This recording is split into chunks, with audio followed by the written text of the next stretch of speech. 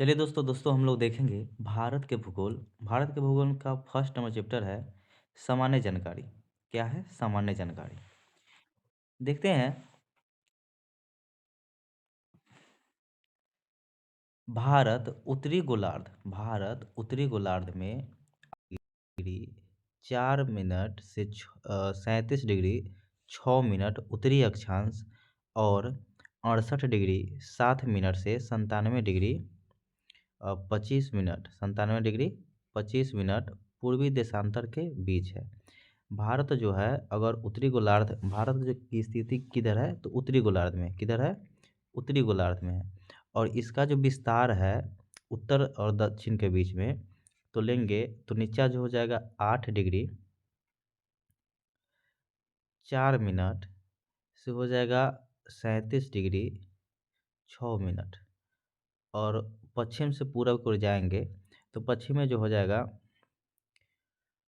68 degree 7 minute से हो जाएगा 97 डिग्री 25 मिनट के आसपास, ठीक ना? 97 डिग्री 25 मिनट के आसपास हो जाएगा। और इसका देखेंगे जो कहेगा जो उत्तर से दक्षिण और पूरब से पश्चिम में विस्तार कितना किलोमीटर है, तो उत्तर से दक्षिण में जो हो जाएगा यह जो हो जाएगा 3214 किलोमीटर और 2933 किलोमीटर हो जाएगा। कितना हो जाएगा? 3214 किलोमीटर, 2933 किलोमीटर, यानी 3214 हो जाएगा उत्तर से दक्षिण और 2933 जो हो जाएगा पूरब से पश्चिम की ओर हो जाएगा। देखेंगे आगे कि संपूर्ण भारत का अक्षांशीय विस्तार, संपूर्ण भारत लेगा यानी कि ग्रेट निकोबार, जैसे यहाँ पर भारत के मुख्य भूमि है, तो ग्रेट निकोबार के आसपास जो है हमारा संपूर्ण भारत आएगा। और यह जो है 6 डिग्री 4 मिनट से 37 डिग्री 6 मिनट उत्तरी अक्षांश के मध्य है, उत्तरी अक्षांश के मध्य है। यानी कहेगा जब मुख्य भूमि में कितना डिग्री का अंतर है, तो 2 डिग्री का अंतर है। कितना डिग्री का अंतर है? 2 डिग्री का अंतर है। कह रहा है भारत का क्षेत्रफल जो है 32,87,263 वर्ग किलोमीटर। भारत का क्षेत्रफल जो है 32,87,263 वर्ग किलोमीटर। यहीं पर बिहार के पूछ दे तो हो जाएगा 94,163 वर्ग किलोमीटर, 94,163 वर्ग किलोमीटर। कह रहा है कि क्षेत्रफल के दृष्टिकोण से भारत विश्व के 7वां देश है। क्षेत्रफल की दृष्टि से भारत विश्व के 7वां देश है, जबकि जनसंख्या की दृष्टि से यह विश्व का दूसरा सबसे बड़ा देश है। जनसंख्या की दृष्टि से यह विश्व का दूसरा सबसे बड़ा देश है। क्षेत्रफल की दृष्टि से भारत से बड़े 6 राज्य दिया हुआ है। तो इसमें हो जाएगा एक नंबर पर रूस हो जाएगा। सबसे पहले रूस, कनाडा, चीन चौथा नंबर पर आ जाएगा दोस्तों। अमेरिका हो जाएगा, यूएसए, आप लोग गूगल पर मार लीजिएगा। तीसरा नंबर पर अमेरिका और चौथा नंबर पर चीन हो जाएगा। पाँचवा नंबर पर ब्राज़ील हो जाएगा, पाँचवा नंबर पर ब्राज़ील हो जाएगा। और छठा नंबर पर ऑस्ट्रेलिया हो जाएगा, ऑस्ट्रेलिया। और सातवां नंबर पर हम लोग अपना जो भारत है, भारत। और आठवां नंबर पर अर्जेंटीना, अर्जेंटीना हो जाएगा, ठीक ना? तो फर्स्ट नंबर पर हो जाएगा रूस, कनाडा, अमेरिका। रूस, कनाडा, अमेरिका, 3 गो हो गया। आगे देखेंगे चीन, ब्राज़ील, ऑस्ट्रेलिया, चीन, ब्राज़ील, ऑस्ट्रेलिया। और उसके बाद देखेंगे 7वां नंबर पर भारत और 8वां नंबर पर अर्जेंटीना। चलिए आगे देखते हैं। कुछ लिखा हुआ है दोस्तों जो हम लोग पढ़ते थे। इसमें लिखा हुआ है कि अमाविंसत हम लोग का कोड है। जो क्या चीज़ का कोड है? तो पहाड़ी का कोड है उत्तर से दक्षिण में।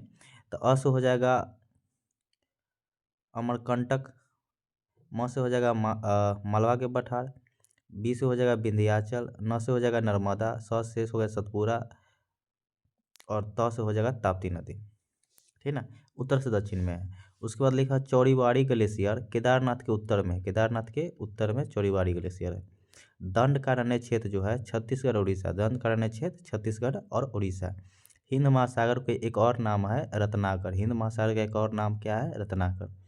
उसके बाद लिखा हुआ है कि समुद्र तट से सटा राज्य, समुद्र तट से अगर पूछेगा राज्य कितना सटा हुआ है, तो 9 राज्य सटा हुआ है। और केंद्र शासित प्रदेश कितना सटा हुआ है? तो 4 केंद्र शासित प्रदेश, यानी राज्य और केंद्र शासित प्रदेश मिलाकर पूछे तो 13 हो जाएगा। उसके बाद है कि एलओसी। एलओसी जो सीमा बनाता है इंडिया और पाकिस्तान के भी सीमा बनाता है। और एलएसी जो बनाता है लैंड ऑफ एक्चुअल कंट्रोल, वो इंडिया और चाइना के बीच सीमा बनाता है। चलिए आते हैं हम लोग अपना विषय पर। आयकर है कि भारत का क्षेत्रफल संपूर्ण विश्व के क्षेत्रफल का 2.42% है, जबकि इसकी जनसंख्या संपूर्ण विश्व की जनसंख्या का 17.5% है 2011 के जनगणना के अनुसार। आयकर है कि जनसंख्या की दृष्टि से विश्व के 8 बड़े देश, जनसंख्या की दृष्टि से अब देखेंगे, उस समय हम लोग क्षेत्रफल की दृष्टि से देख रहे थे, अब जनसंख्या की दृष्टि से देखेंगे। तो सबसे पहले 1 नंबर पर जनसंख्या में चीन है, 2 नंबर पर भारत है, चीन और भारत। 3 नंबर पर अमेरिका हो जाएगा, 4 नंबर पर इंडोनेशिया हो जाएगा, 5 नंबर पर ब्राज़ील हो जाएगा, 5 नंबर पर दोनों में ब्राज़ील है, 5 नंबर पर दोनों में ब्राज़ील है।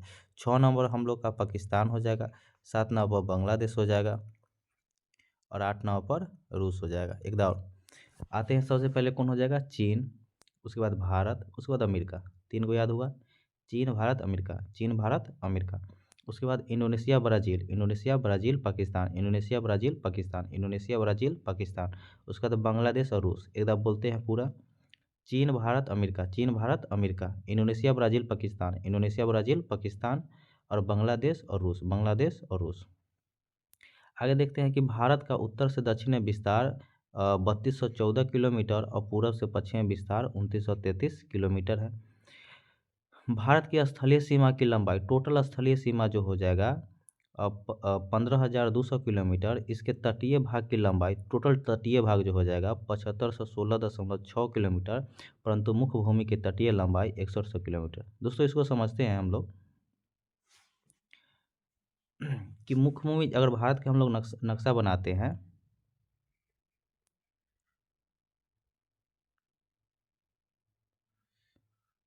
भारत का नक्शा ठीक से नहीं बना दोस्तों, कला की फिगर ये नहीं था, ठीक से बनाते हैं।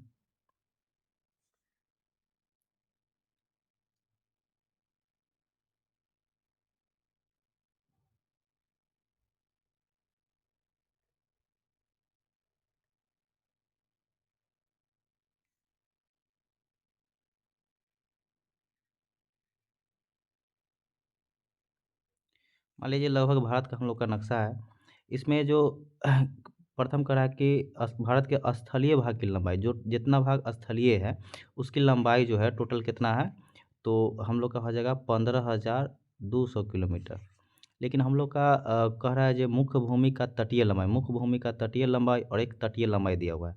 तटीय लंबाई कहने का मतलब जो समुंदर से लगा हुआ है, जो जल से लगा हुआ है, तो समुद्र से लगा हुआ जो टोटल मुख्य भूमि का कहेगा, तो जो इसे जो अपना एक्चुअल जो भारत का नक्शा है उससे जो लगा हुआ है, तो उससे जो लगा हुआ है वह जो है 6100 किलोमीटर, 6100 किलोमीटर। लेकिन 7516.6 जो दिया हुआ है, क्योंकि हम लोग का अंडमान निकोबार, दादरा नगर हवेली, लक्षद्वीप और ये सब जो है हम लोग का भारत का ही भाग है, इस सब से जो सटा हुआ है, जिसके कारण हम लोग का संपूर्ण तटीय भाग की लंबाई 7516.6 हो जाएगा और मुख्य भूमि के तटीय भाग की लंबाई 6100 किलोमीटर हो जाएगा।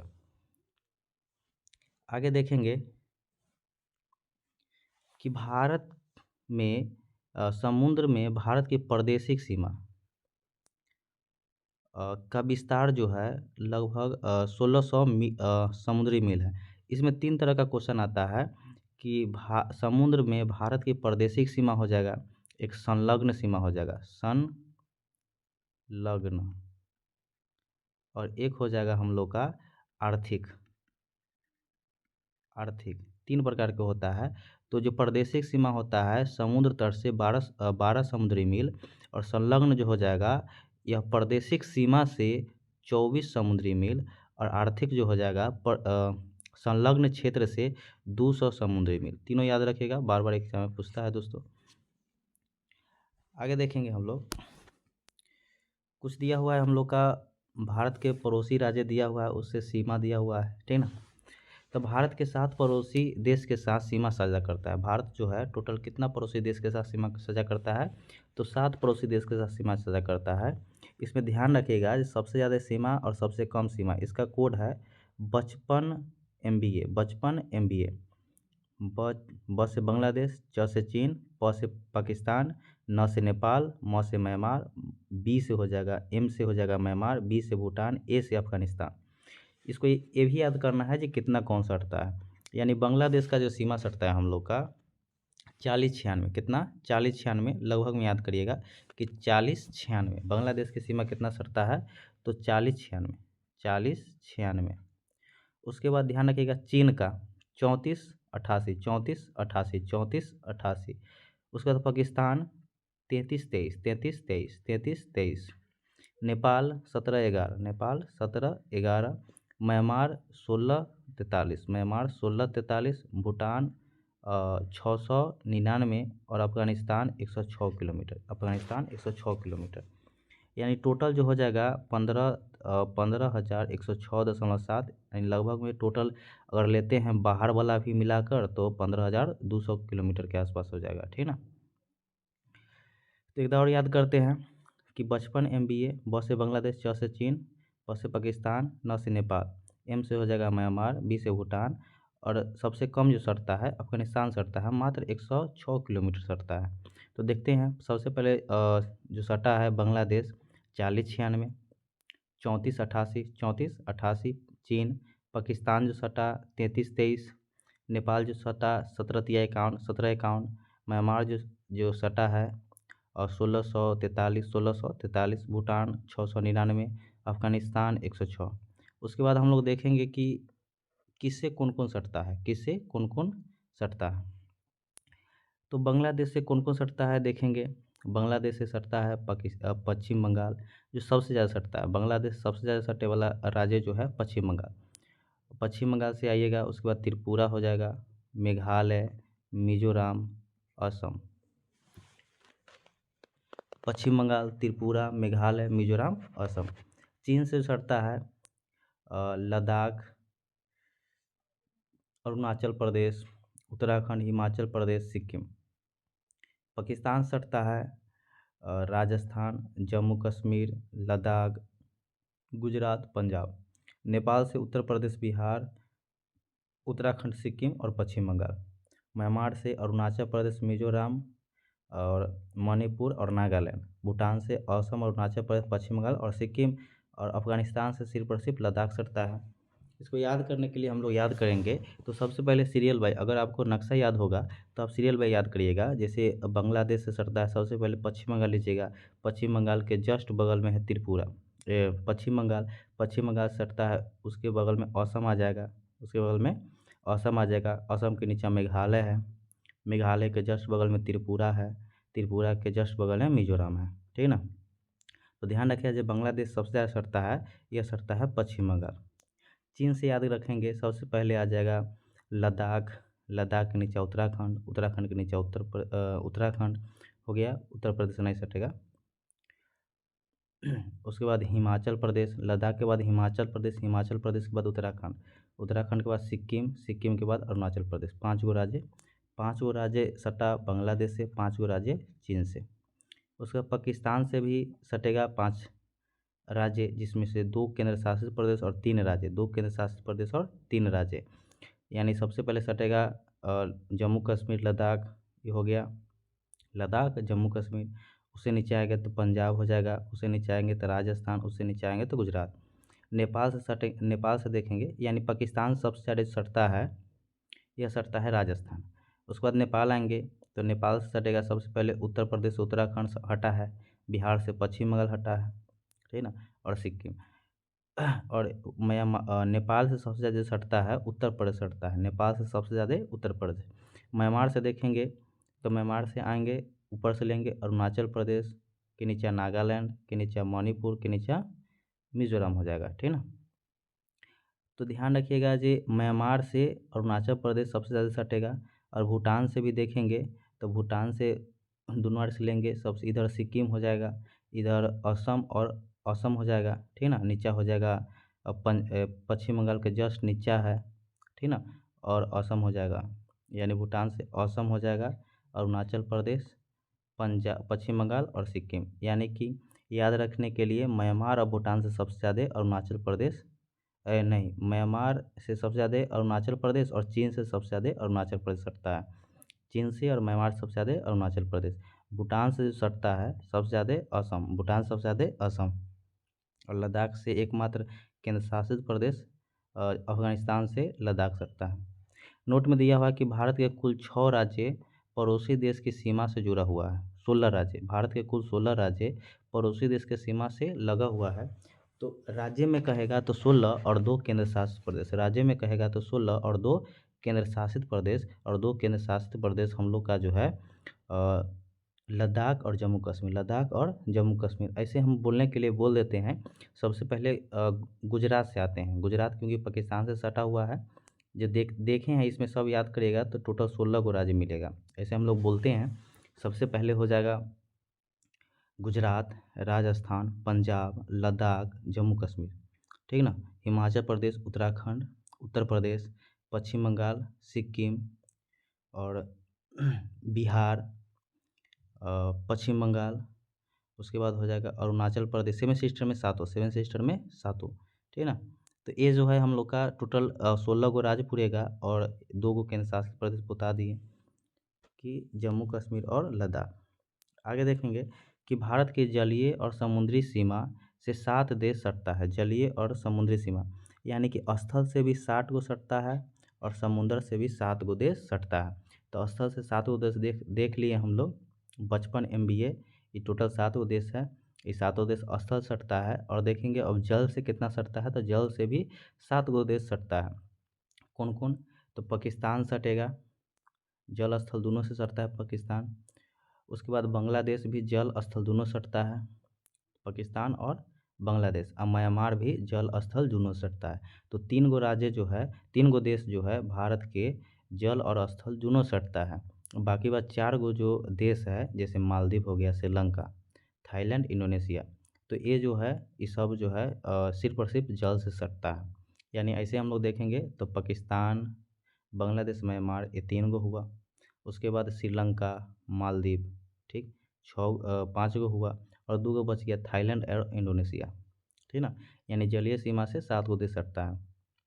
पड़ोसी देश से लगा सबसे लंबा संबंध राज्य दिया हुआ है कि सबसे लंबा कौन कौन लगता है। अभी बता दिए हम लोग कि बांग्लादेश से सबसे ज़्यादा लगता है पश्चिम बंगाल, जो कि कितना लगाता है 2216.7 किलोमीटर। नेपाल से सबसे ज़्यादा उत्तर प्रदेश 651 किलोमीटर। म्यांमार सबसे ज़्यादा अरुणाचल प्रदेश 520 किलोमीटर। और भूटान सबसे ज़्यादा असम लगता है 267 किलोमीटर। पाकिस्तान सबसे ज़्यादा राजस्थान 1170 किलोमीटर। और चीन सबसे ज़्यादा अरुणाचल प्रदेश 1080 किलोमीटर। कह रहा है कि भारत का जल और स्थल सीमा से लगा राज्य, अभी बोल दिए हैं कि जल और स्थल से 3 गो देश सटता है भारत के सीमा से, बांग्लादेश, म्यांमार और पाकिस्तान, बांग्लादेश, म्यांमार और पाकिस्तान। उसके बाद कह रहा है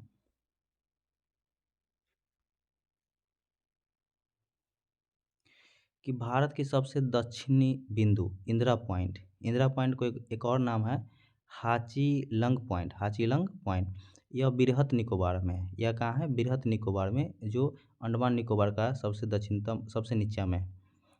पहले इसका नाम पिग्मेलियन पॉइंट, 3 गो नाम हो गया, Indira point, Pygmalion point, Hachilang point, ठीक ना। कह रहा है कि भूमध्य रेखा से 876 किलोमीटर दूर, भूमध्य रेखा से 876 किलोमीटर दूर भारत में सबसे उत्तरी बिंदु इंदिरा कौल, भारत के सबसे उत्तरी बिंदु इंदिरा कौल, जो कि जम्मू कश्मीर में स्थित है, जो कि जम्मू कश्मीर में स्थित है। अब जम्मू कश्मीर अब लद्दाख के आसपास हो जाएगा, हाँ लद्दाख के आसपास हो जाएगा। पश्चिमी बिंदु सरक्रिक जो गुजरात में है, पश्चिमी बिंदु सरक्रिक जो गुजरात में है, और पूर्वी बिंदु किबिथु जो अरुणाचल प्रदेश में है, ठीक ना। कुलाबा पॉइंट कहाँ है, तो हम लोग का मुंबई में है। पॉइंट किलिमरे कहाँ है, तमिलनाडु में है। और पॉइंट पेड्रो जाफना जो श्रीलंका के उत्तर पूर्व में है। तो कोलाबा पॉइंट मुंबई में, पॉइंट किलिमरे तमिलनाडु में, और पॉइंट पेड्रो जाफना श्रीलंका के उत्तर पूर्वी भाग में है। कह रहा है कि भारत और चीन के सीमा को मैकमोहन कहते हैं, भारत और चीन के सीमा को मैकमोहन रेखा कहते हैं। यह रेखा 1914 ईस्वी में शिमला में निर्धारण की गई थी।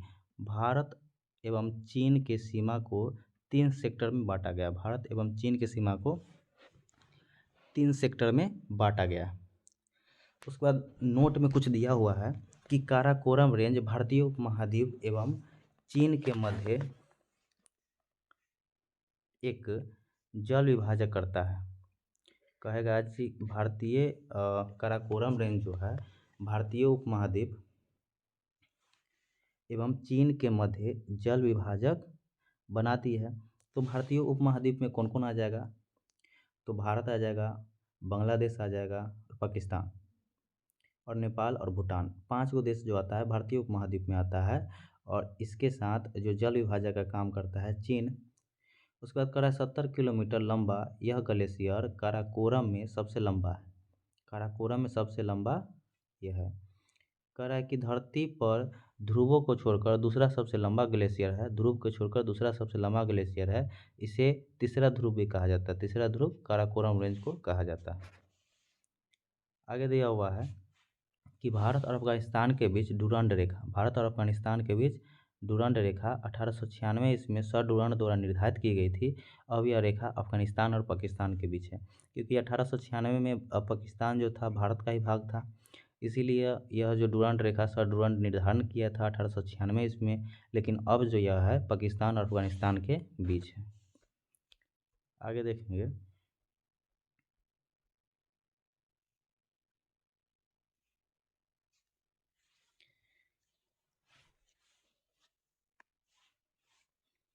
भारत एवं चीन, भारत एवं पाकिस्तान के बीच रेड क्लिफ रेखा, भारत और पाकिस्तान के बीच रेड क्लिफ रेखा 15 अगस्त 1947 ईस्वी को सर जे रेड क्लिफ द्वारा निर्धारित की गई थी। भारत और नेपाल के मध्य काली नदी सीमा बनाती है। पटकाई की पहाड़ी भारत और म्यांमार से अलग होती है। भारत और म्यांमार से काचीन है। क्या है? काचीन। पटकाई की पहाड़ी काचीन, सारामती नदी हो जाएगा, और सारामती नदी, इरावदी नदी, कौन नदी? इरावदी नदी। उसके बाद कह रहा है कि दक्षिण में श्रीलंका भारत से पाक जल संधि और मन्नार की खाड़ी द्वारा अलग होता है। पाक जलडमरू मध्य में ही राम सेतु स्थित है। पाक जलडमरू मध्य में ही राम सेतु स्थित है। कह रहा है श्रीलंका के बाद भारत दूसरा सबसे निकटतम पड़ोसी देश जो है इंडोनेशिया है।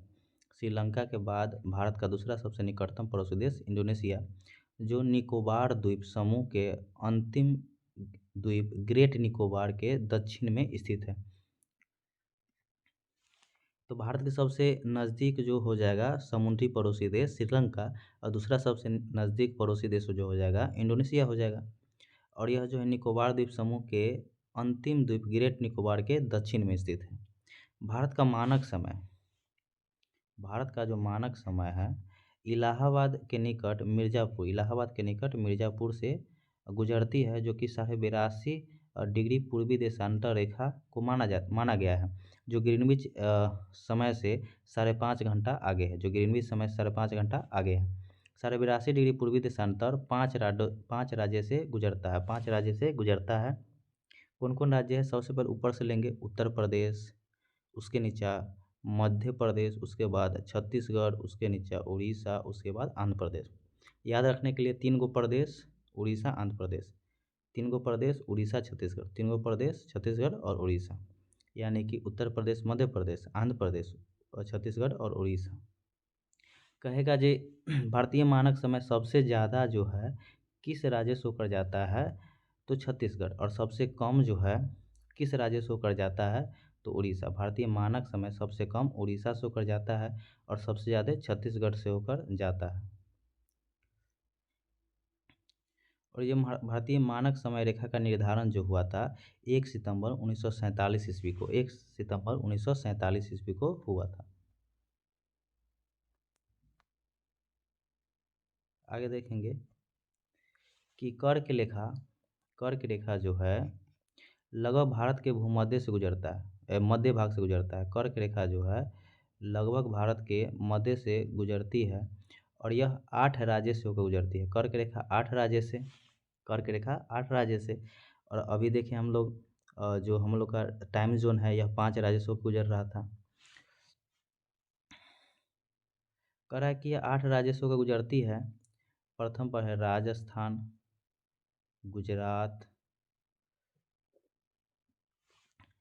अगर सीरियल बाई लेते हैं पश्चिम से पूरब, तो पश्चिम से पूरब हम बोलेंगे, ध्यान से सुनिएगा। सबसे पहले गुजरात हो जाएगा, उसके बाद राजस्थान, गुजरात राजस्थान, मध्य प्रदेश छत्तीसगढ़, मध्य प्रदेश छत्तीसगढ़, झारखंड, पश्चिम बंगाल, मिजोरम, त्रिपुरा, मिजोरम, त्रिपुरा, त्रिपुरा, मिजोरम, त्रिपुरा, मिजोरम, एक और गुजरात, राजस्थान, मध्य प्रदेश, छत्तीसगढ़, झारखंड, पश्चिम बंगाल, त्रिपुरा, मिजोरम। ठीक ना। अब यहाँ कह रहा है कि बहुत अच्छा क्वेश्चन है जो कि इस बार दरोगा में आया हुआ है कि बघेलखंड के पठार पर कर्क रेखा और भारतीय मानक समय एक दूसरे को काटता है। और यह जो बघेलखंड का पठार है यह कहाँ है? छत्तीसगढ़। कहाँ है? छत्तीसगढ़ में। बघेलखंड का पठार छत्तीसगढ़ में। ठीक ना। आगे देखते हैं कि भारत के चुंबकीय विषुवत रेखा भारत के दक्षिण में त्रिवेंद्रम से गुजरता है। भारत के चुंबकीय विषुवत रेखा जो है दक्षिण भारत में त्रिवेंद्रम से होकर गुजरती है। भारतीय उपमहाद्वीप में सम्मिलित देश भारत, पाकिस्तान, बांग्लादेश, नेपाल, भूटान। भारतीय उपमहाद्वीप में 5 गो देश है, भारत, पाकिस्तान, बांग्लादेश, नेपाल और भूटान। याद करने के लिए कहेंगे जो हम लोग देखेंगे कि भारत से निकला है पाकिस्तान, और पाकिस्तान से निकला है बांग्लादेश।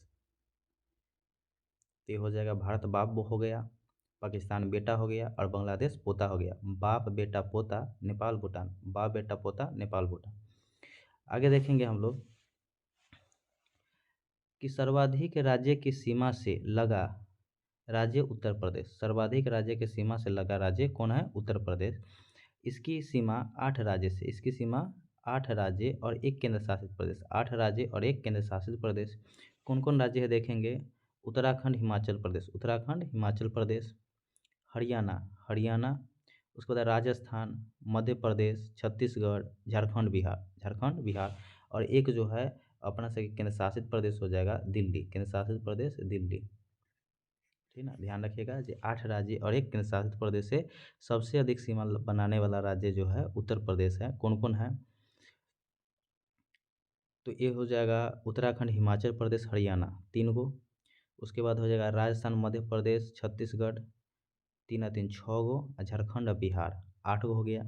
इसमें याद करने वाला है जो घटना चक्र में भी क्वेश्चन है कि उत्तर प्रदेश की सीमा किससे नहीं लगता है? तो पंजाब से नहीं लगता है, क्योंकि सटा हुआ है, लगता है जो लगता है, लेकिन पंजाब से उत्तर प्रदेश की सीमा नहीं सटता है। ठीक ना, ध्यान रखिएगा। आगे देखते हैं कि भारतीय राज्य में गुजरात राज्य की तटरेखा सर्वाधिक लंबी है। गुजरात राज्य की तटरेखा सबसे अधिक लंबी है।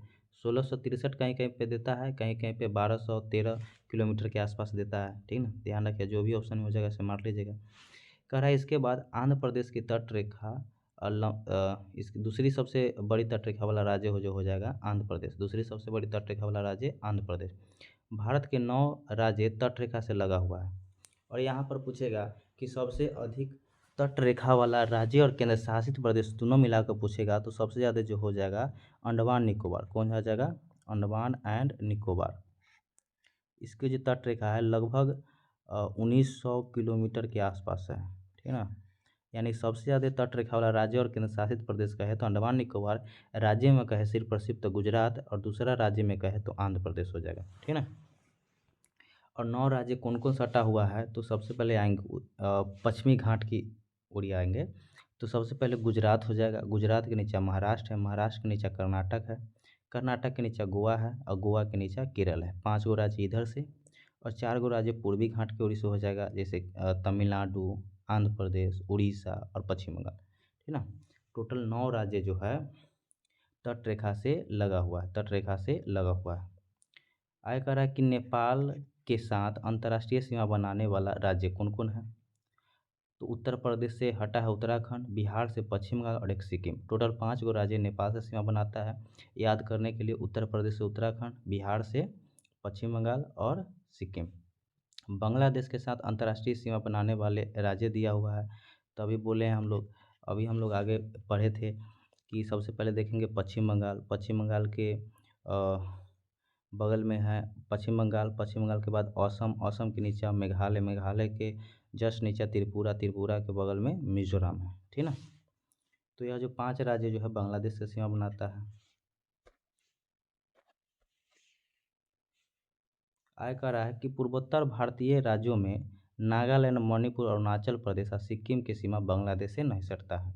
पूर्वोत्तर भारतीय राज्य में नागालैंड, मणिपुर, अरुणाचल प्रदेश और सिक्किम की सीमा बांग्लादेश से नहीं सटता है। उसके बाद है कि पाकिस्तानी सीमा से लगे 3 राज्य, पाकिस्तानी सीमा से लगे 3 राज्य हैं और 2 केंद्र शासित प्रदेश है। तो 3 राज्य कौन कौन है? राजस्थान, गुजरात और पंजाब। लेकिन 2 केंद्र शासित प्रदेश लद्दाख और जम्मू कश्मीर है। अरुणाचल प्रदेश की सीमा पूरब में म्यांमार से और पश्चिम में भूटान से और उत्तर में चीन से। यानी कि अरुणाचल प्रदेश की सीमा के 3 तरफ देश है, जैसे पूरब में म्यांमार, पश्चिम में भूटान और उत्तर में हो जाएगा चीन। सिक्किम की सीमा नेपाल, भूटान, चीन से मिलती है, यानी कि सिक्किम के पूरब में भूटान, पश्चिम में नेपाल और उत्तर में चीन हो जाएगा। उसके बाद कह रहा है कि बांग्लादेश और 3 ओर से बांग्लादेश से घिरा राज्य त्रिपुरा, 3 ओर से बांग्लादेश से घिरा राज्य त्रिपुरा केवल उत्तर पूरब में यह असम और मिजोरम से जुड़ा हुआ है। त्रिपुरा जो है सिर्फ और सिर्फ 2 राज्य से जुड़ा हुआ है, एक असम और एक मिजोरम, एक असम और एक मिजोरम, और 3 ओर से घिरा हुआ है बांग्लादेश से। कुछ दर्रा दिया हुआ है हम लोग का, देखते हैं।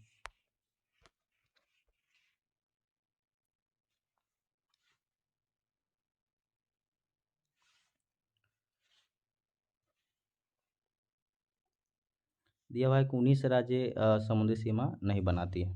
तो कुछ दर्रा हुआ है, दर्रा कौन कौन है से देखेंगे। लद्दाख में जो दर्रा है, लद्दाख में दर्रा है उसका कोड है, और इसका रंग बदल लेते हैं।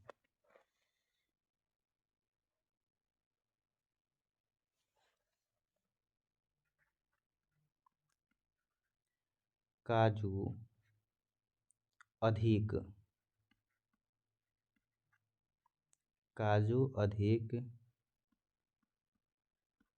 देले चाँप के, काजू अधिक देले चाँप के। क से हो जाएगा काराकोरम दर्रा। काराकोरम दर्रा दोस्तों जम्मू कश्मीर दिया हुआ है, लेकिन यह जम्मू कश्मीर में नहीं लद्दाख में है। काराकोरम दर्रा। काजू से हो जाएगा जोजिला दर्रा, जोजिला दर्रा। अधिक से अधील दर्रा, अधिक से अधील दर्रा। ठीक ध्यान रखिएगा कि अधील जो है यह कहाँ है? लद्दाख में है। दे से हो जाएगा देवसल्ला, ले से हो जाएगा लनकला, चा से हो जाएगा चांगला, प से हो जाएगा पेनिनसुला, पेनिनसुला। ठीक ना। तो इतना जो है हम लोग का यह जो है लद्दाख में है। टोटल कैगो 2 3 4 5 6 7 7 गो दर्रा जो है लद्दाख में है। इम्पोर्टेंट दर्रा। क से हो जाएगा काराकोरम दर्रा, ज से जोजिला, अधिक से अधील दर्रा, दे से हो जाएगा देवसल्ला, ले से लनकला, चा से चांगला, प से पांग पेनिनसुला, प से पेनिनसुला। ठीक ना। उसके बाद कुछ दिया हुआ है जम्मू कश्मीर में दर्रा पीर पंजाल, बनिहाल और बुर्जिल। पीर पंजाल, बनिहाल और बुर्जिल दर्रा जो है यह जम्मू कश्मीर में है।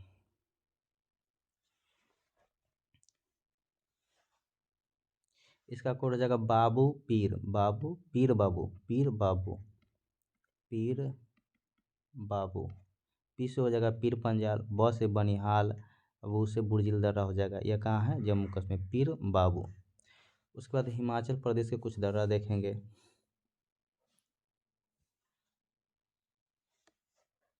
हिमाचल प्रदेश के दर्रा मेनली रूप से जो लुसेंट में दिया हुआ है उसका कोड है सिरोबरा, सिरोबरा। सी से हो जाएगा सिपकिला, रो से रोहतांग, ब से बरालाचा। एक लिखे हुए हैं मुनिंगला, मुलिंगला, और एक लिख लीजिएगा कुंगरी भिंगरी, कुंगरी, कुंगरी भिंगरी। ठीक है। कौन कौन हो जाएगा? 5 गो दर्रा यहाँ भी है। सिरोबरा हिमाचल प्रदेश, मुनिंगला और कुंगरी भिंगरी। सिरोबरा हिमाचल प्रदेश, सिरोबरा मुलिंगला कुंगरी भिंगरी, सिरोबरा मुलिंगला कुंगरी भिंगरी, ये हो जाएगा हिमाचल प्रदेश। नहीं, सिरोबरा हिमाचल प्रदेश, कुंगरी भिंगरी दोस्तों उत्तराखंड में है, मुलिंगला भी उत्तराखंड में है। गलती से हम लोग देख लेते नीचे। ठीक ना। इधर और देखते हैं। सिरोबरा हो जाएगा हम लोग का कोड, और देवास, सिरोबरा और देवास। भृंग तुरुंग हो जाएगा सिरोबरा देवास। रोहतांग दर्रा की एक नाम है भृंग तुरुंग। भृंग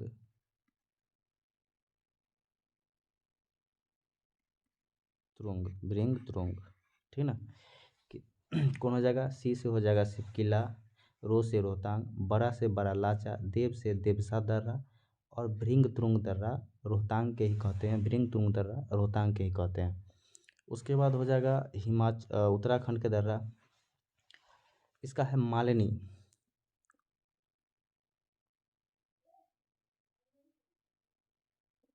इसका क्या कोड है, मालिनी,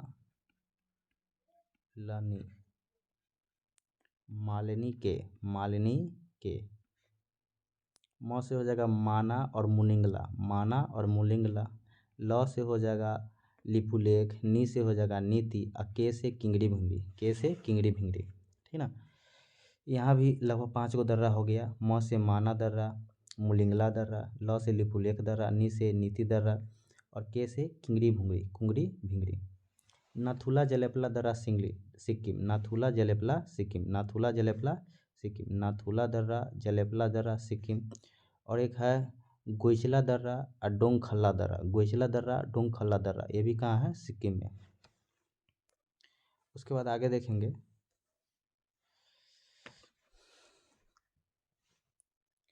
अरुणाचल प्रदेश के दर्रा, इसका कोड है दीपू बोया, दीपू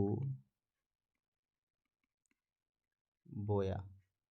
दी से हो जाएगा दीपू, दीपू से हो जाएगा दीपू, बो से बोमडिल्ला, या से यंगयाप, दीपू बोमडिल्ला यंगयाप, ठीक ना। उसके बाद कुछ है बुमला दर्रा, सेला दर्रा, बालसाड दर्रा, पांगसाड़ दर्रा। बुमला दर्रा, सेला दर्रा, बालसाड़ दर्रा, ये सब हो जाएगा अरुणाचल प्रदेश। मणिपुर में एकमात्र दर्रा है तुजू दर्रा, तुजू दर्रा मणिपुर, तुजू दर्रा मणिपुर। एक है असीरगढ़, असीरगढ़, असीरगढ़ कहाँ है, तो मध्य प्रदेश, असीरगढ़ कहाँ है, मध्य प्रदेश। चलिए आगे देखेंगे हम लोग।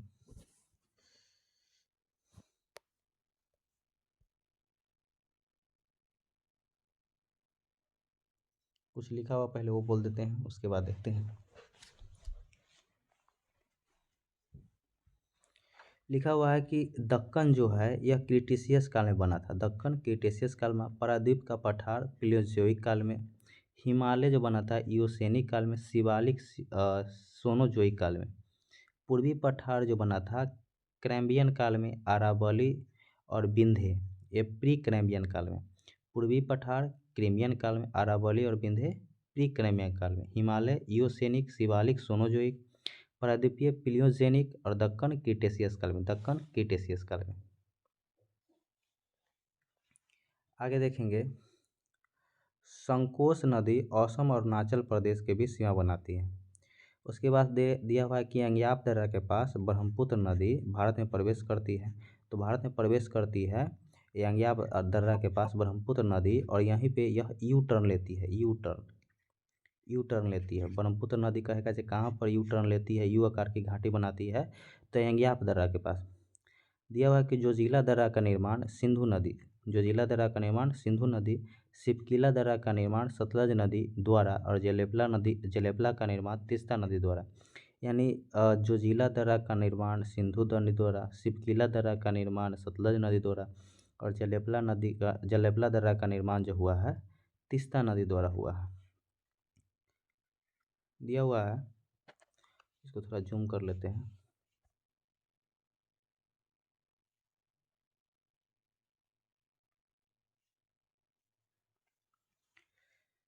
कि लद्दाख में स्थित काराकोरम दर्रा, लद्दाख में स्थित काराकोरम दर्रा जो है भारत की सबसे ऊंची दर्रा है, जिसकी ऊंचाई जो है 5624 मीटर, 5624 मीटर। भारत में सबसे ऊंची जो दर्रा है काराकोरम दर्रा, और इसकी ऊंचाई 5624 मीटर है। यह यहाँ से चीन को जाने वाला सड़क बनाई गई है, यहाँ से चीन को जाने वाला सड़क बनाई गई है।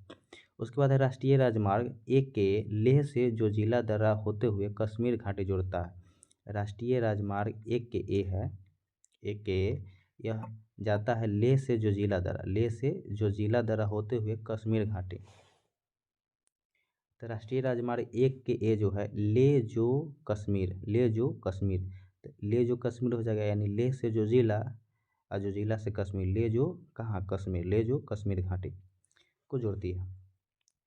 कह रहा है कि भारत की सबसे ऊंचाई पर स्थित दर्रा डुंगरीला दर्रा जो उत्तराखंड में है, यानी कि भारत के सबसे ऊंचा दर्रा जो हो जाएगा, भारत में स्थित काराकोरम दर्रा भारत के सबसे ऊंचा दर्रा हो जाएगा। और ऊंचाई पर स्थित दर्रा डुंगरीला दर्रा, ऊंचाई पर स्थित दर्रा डुंगरीला दर्रा, ये 5608 किलोमीटर है इसकी ऊंचाई उत्तराखंड में। रोहतांग दर्रा कुल्लू को हिमाचल प्रदेश और लाहौल स्पीति को जोड़ता है। रोहतांग दर्रा जो है कुल्लू को हिमाचल प्रदेश की लाहौल स्पीति, कुल्लू घाटी को हिमाचल प्रदेश की लाहौल स्पीति, लहू और स्पीति घाटी को जोड़ता है। और एक और बात दिया हुआ है कि मनाली और लेह को सड़क मार्ग से जोड़ता है, यानी कुल्लू घाटी को हिमाचल प्रदेश के लाहौल स्पीति से और मनाली से लेह को सड़क जाता है। कह रहा है कि रोहतांग दर्रा का पूरा नाम भृंगतुरुंग, रोहतांग दर्रा का पूरा नाम भृंगतुरुंग, सिरोबरा है ना हिमाचल प्रदेश, और रोहतांग दर्रा का नाम हो जाएगा भृंगतुरुंग।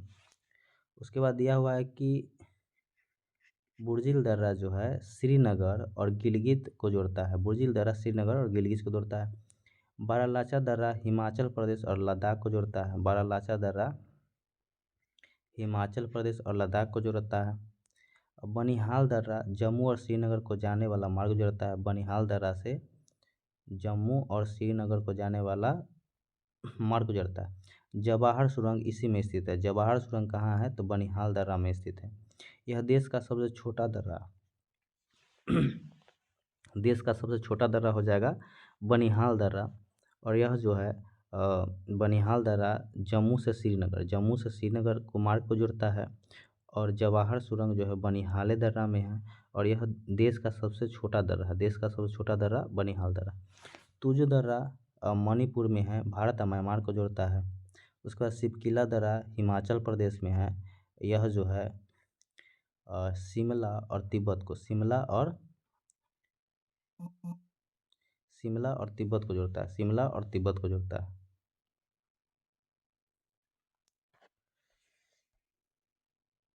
आगे देखेंगे कि बारालाचा दर्रा हिमाचल प्रदेश और लद्दाख को जोड़ता है, बारालाचा दर्रा हिमाचल प्रदेश और लद्दाख को जोड़ता है।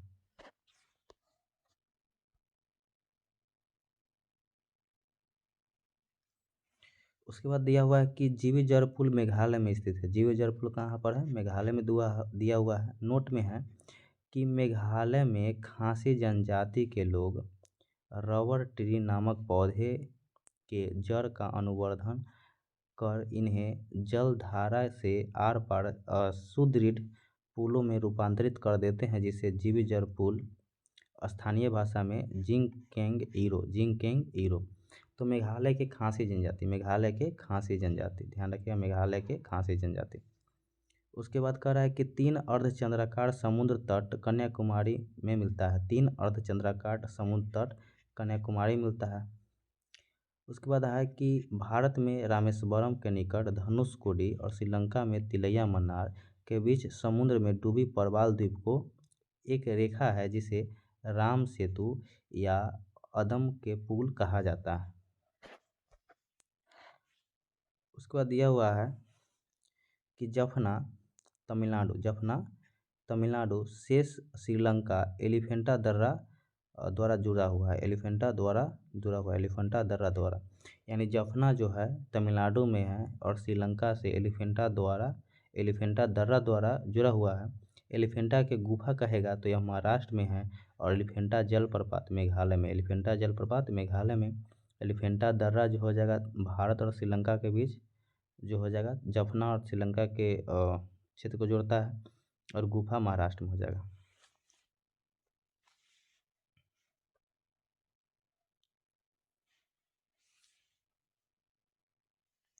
उसके बाद दिया हुआ हम लोग का दूसरा का चैप्टर स्टार्ट हो जाएगा भारत का भौगोलिक स्वरूप, भारत का भौगोलिक स्वरूप। चलिए देखते हैं इसको भी।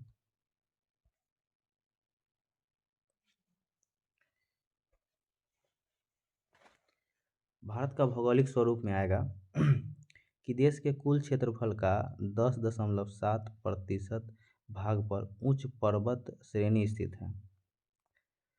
करा इनकी ऊंचाई समुद्र तल से 2135 मीटर या इससे अधिक है।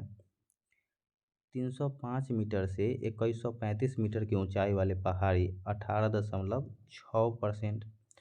भूभाग का विस्तार जो है 43% भूभाग पर विस्तृत है। इसमें 3-4 भाग आता है। एक आता है पर्वत, पहाड़, पठार और मैदान। तो पर्वत जो हो गया 10.7%, पहाड़ जो हो जाएगा 18.6% और एक पठार जो हो जाएगा 27.7%। पठार 27.7% और मैदान तो जानबे करते हैं 43% दिया हुआ है। उसके बाद दिया हुआ है कि भौगोलिक रचना तथा दरअसल के दृष्टि के अनुसार भारत को 5 भाग में बांटा गया है। भौगोलिक रचना और धरातल के स्वरूप के अनुसार भारत को 5 भाग में बांटा गया है। उत्तरी पर्वतीय मैदान, विशाल मैदान, प्रायद्वीपीय पठार, 4 में मरुस्थलीय मैदान और 5 में समुद्र तटीय मैदान। आगे है कि भौगोलिक भूवैज्ञानिकों के मतानुसार जहां आज हिमालय पहाड़ है वहां पहले टेथिस नामक उथला समुद्र था। टेथिस नामक उथला समुद्र था। आगे है कि हिमालय की उत्पत्ति से संबंध में आधुनिक सिद्धांत प्लेट विवर्तनीय। हिमालय की उत्पत्ति जो हुआ है प्लेट विवर्तनीय सिद्धांत के अनुसार हुआ है। यह जो दिया था हैरी हेंस, प्लेट विवर्ती सिद्धांत हैरी हेंस। आगे है कि हिमालय के पर्वत श्रेणी प्रायद्वीपीय पठार की ओर, यानी पर्वत श्रेणी जो है प्रायद्वीपीय पठार की ओर उत्तर, प्रायद्वीपीय पठार की ओर उत्तर और तिब्बत की ओर से अवतल। तिब्बत तो अवतल, तिब्बत देखिए तिब्बत में ब आता है अवतल, तिब्बत की ओर से अवतल और प्रायद्वीपीय पठार से ओर से उत्तर।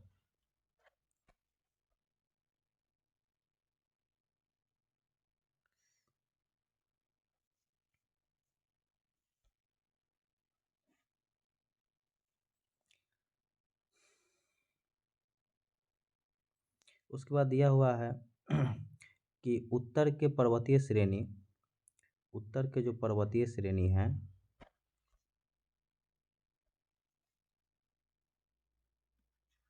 उत्तर के पर्वतीय श्रेणी को 4 प्रमुख समानांतर पर्वत श्रेणी क्षेत्रों में बांटा गया है। समानांतर पर्वत श्रेणी में बांटा गया है 4 में।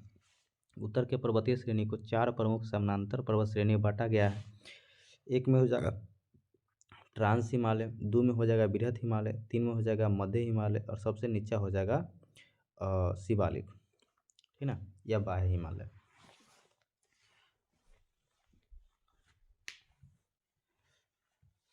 तो ट्रांस हिमालय के बारे में हम लोग पढ़ते हैं।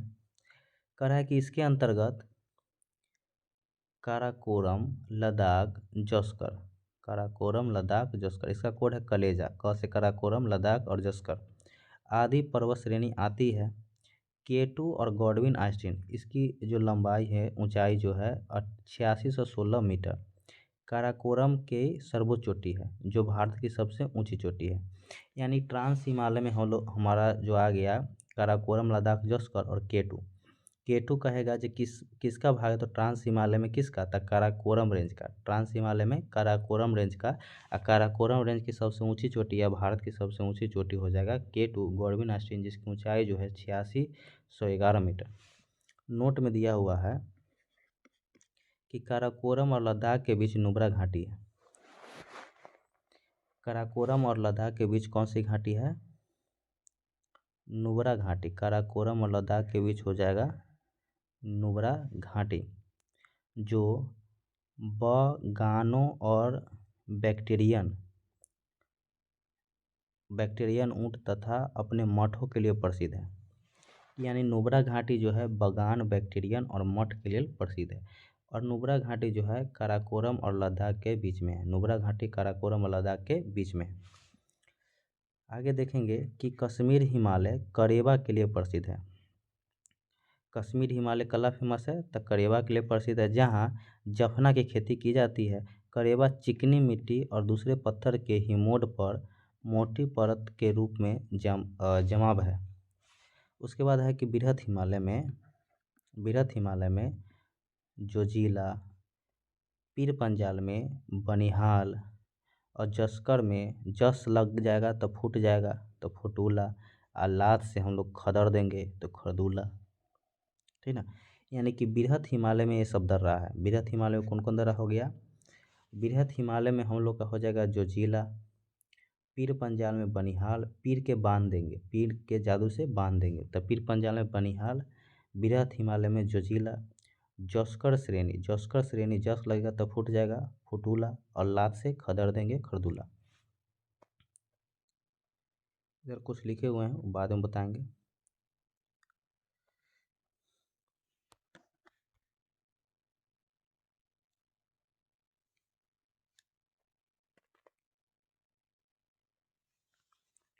कह रहा है कि हिमालय, कश्मीर हिमालय क्षेत्र में ही मीठे पानी की झील, कश्मीर हिमालय क्षेत्र में ही मीठे पानी की झील डल झील और बुलर झील, डल झील और बुरल झील एवं खारे पानी की दो झील पगंगसो और सोमोरिरी। तो कश्मीर हिमालय में दो गो जो हो जाएगा खारे पानी और दो गो हो जाएगा मीठे पानी। तो मीठे पानी की झील है डल झील बुलर झील, और खारे पानी की जो झील है पगंगसो और सोमोरिरी। वैष्णो देवी, अमरनाथ गुफा, चरार शरीफ जैसे तीर्थ स्थल कश्मीर या उत्तर पश्चिम हिमालय, इसी को कहते हैं कश्मीर हिमालय, उत्तर पश्चिम हिमालय या पंजाब हिमालय, कश्मीर हिमालय, उत्तर पश्चिम हिमालय या पंजाब हिमालय। तो इसमें जो है डल झील बुलर झील दो गो मीठे पानी के झील, पगंगसो सिमरेरी दो गो खारे पानी के झील हो गया। उसके साथ साथ ही वैष्णो देवी, अमरनाथ गुफा, चरार शरीफ, वैष्णो देवी, अमरनाथ गुफा, चरार शरीफ तीनों हो गया तीर्थ स्थल, यानी कि जहाँ पर भगवान की पूजा करने के लिए जाता है से, ये सब जो है कश्मीर हिमालय में ही है। उसके बाद 2 नंबर में हम लोग पढ़ेंगे अब हिमाद्री, जिसको कहते हैं सर्वोच्च हिमालय या बृहत हिमालय। कह रहा है हिमालय की सबसे ऊंची श्रेणी, हिमालय के जितना जितना ऊंची पर्वत है ये सब जो आता है बृहत हिमालय में आता है। यही बात कर रहा है कि हिमालय की सबसे ऊंची श्रेणी जिसकी औसत ऊंचाई 6000 मीटर या कहीं कहीं पे 61 मीटर देगा, 6000 मीटर है। विश्व की सबसे ऊंची चोटी माउंट एवरेस्ट जो नेपाल में है, इसी पर्वत श्रेणी में स्थित है। और इस पर्वत श्रेणी में कौन कौन है देखेंगे। इसका कोड है K2N3, K2N3, K2N3। के से हो जाएगा कंचनजंगा कॉमेट, के से कंचनजंगा कॉमेट। 9 से हो जाएगा नंगा पर्वत, नंगा पर्वत, नंदा देवी और नामचा वर्मा, नंगा पर्वत, नंदा देवी और नामचा वर्मा। तो एक तो देख लिए हम लोग माउंट एवरेस्ट, K2 के स्क्वायर NQ, यानी के से हो जाएगा कंचनजंगा कॉमेट, नामचा बरवा, नंगा पर्वत, नंदा देवी, ये सब जो है हम लोग का बृहत हिमालय का ही भाग है। आगे देखेंगे कि बृहत हिमालय और लघु हिमालय से मेन सेंट्रल थ्रस्ट के द्वारा अलग होता है। कि बृहत हिमालय और लघु हिमालय जो है किसके द्वारा अलग होता है, तो मेन सेंट्रल थ्रस्ट। और एक बोलेगा जो ट्रांस हिमालय और बृहत हिमालय किसके द्वारा अलग होता है, तो सचर जोन, किसके द्वारा, सचर जोन, सचर जोन के द्वारा जो होता है ट्रांस हिमालय और बृहत हिमालय अलग होता है। ठीक ना।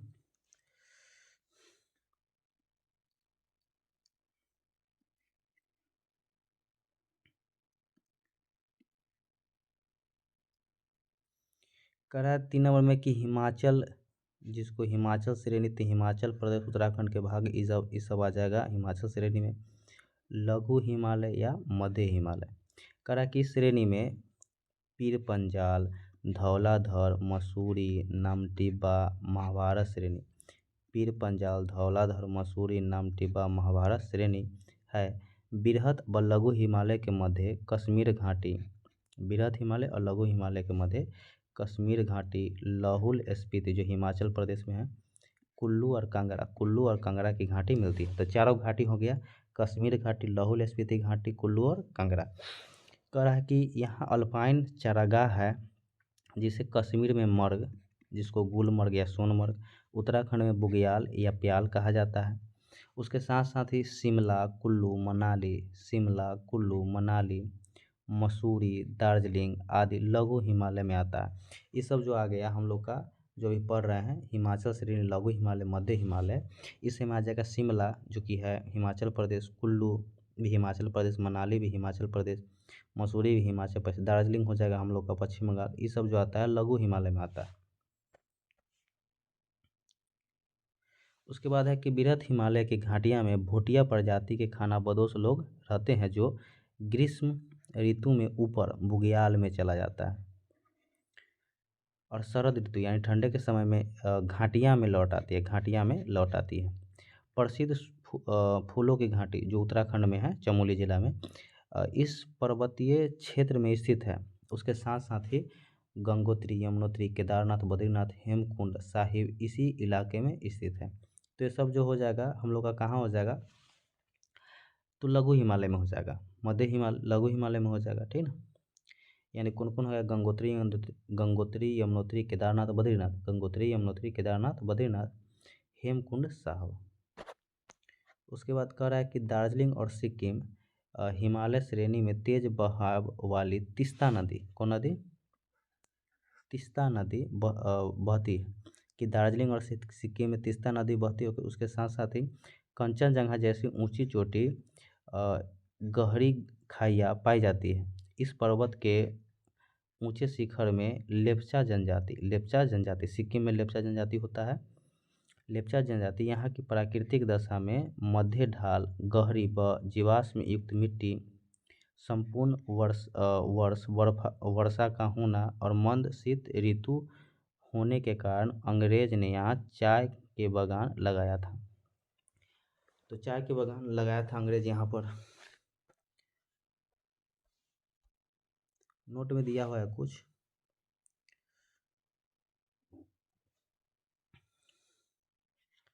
नोट में क्या दिया हुआ है देखते हैं।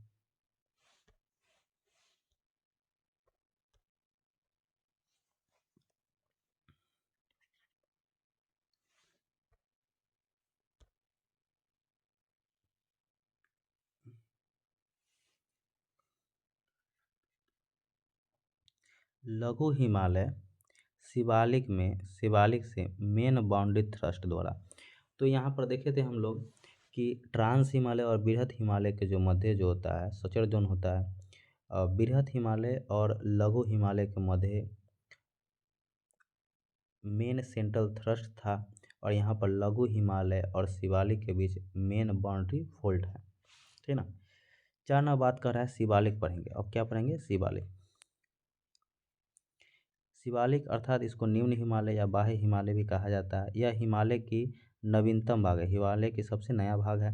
शिवालिक एवं लघु हिमालय के बीच कई घाटियाँ हैं, जैसे काठमांडू घाटियाँ शिवालिक और लघु हिमालय के मध्य है।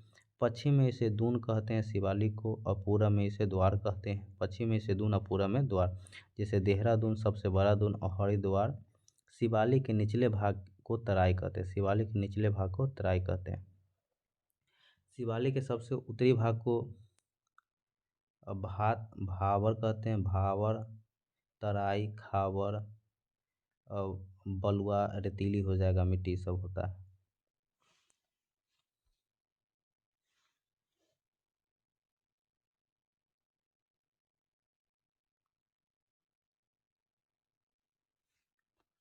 कुछ लिखा हुआ है यहाँ पर देखेंगे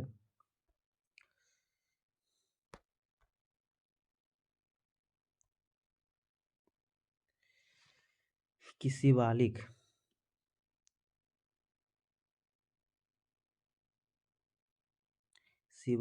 के उत्तरी भाग के मैदान से अलग करता है, शिवालिक को जो उत्तरी भाग के मैदान है उससे अलग करता है Himalayan frontier fold, Himalayan frontier fold.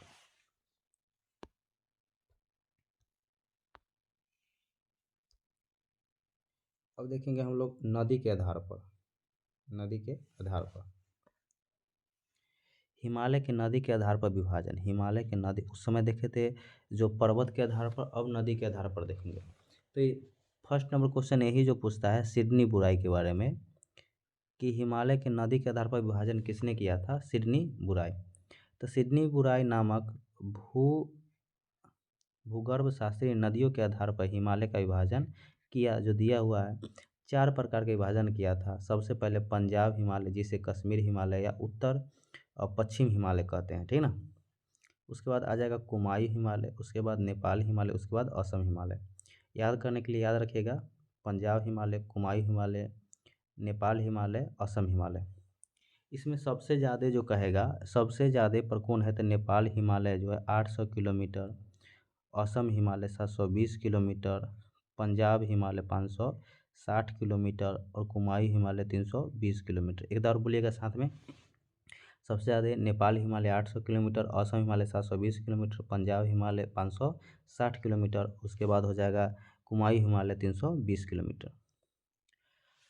इसका कोड है पंजाब, कुमायूं, नेपाल, असम, सीरियल बाय लीजिएगा। तो सबसे पहले है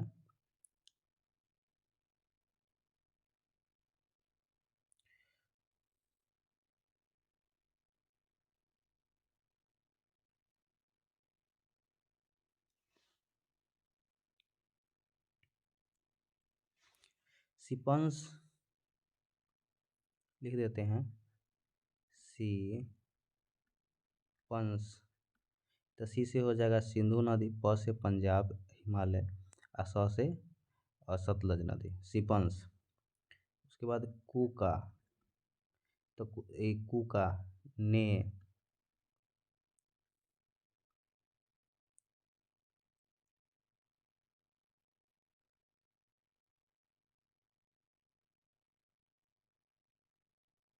सिपंस, कूका, ने, अ, तांती दिखाई, तांती दिखाई,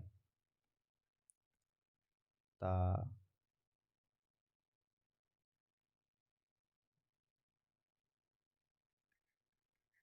दिखाई।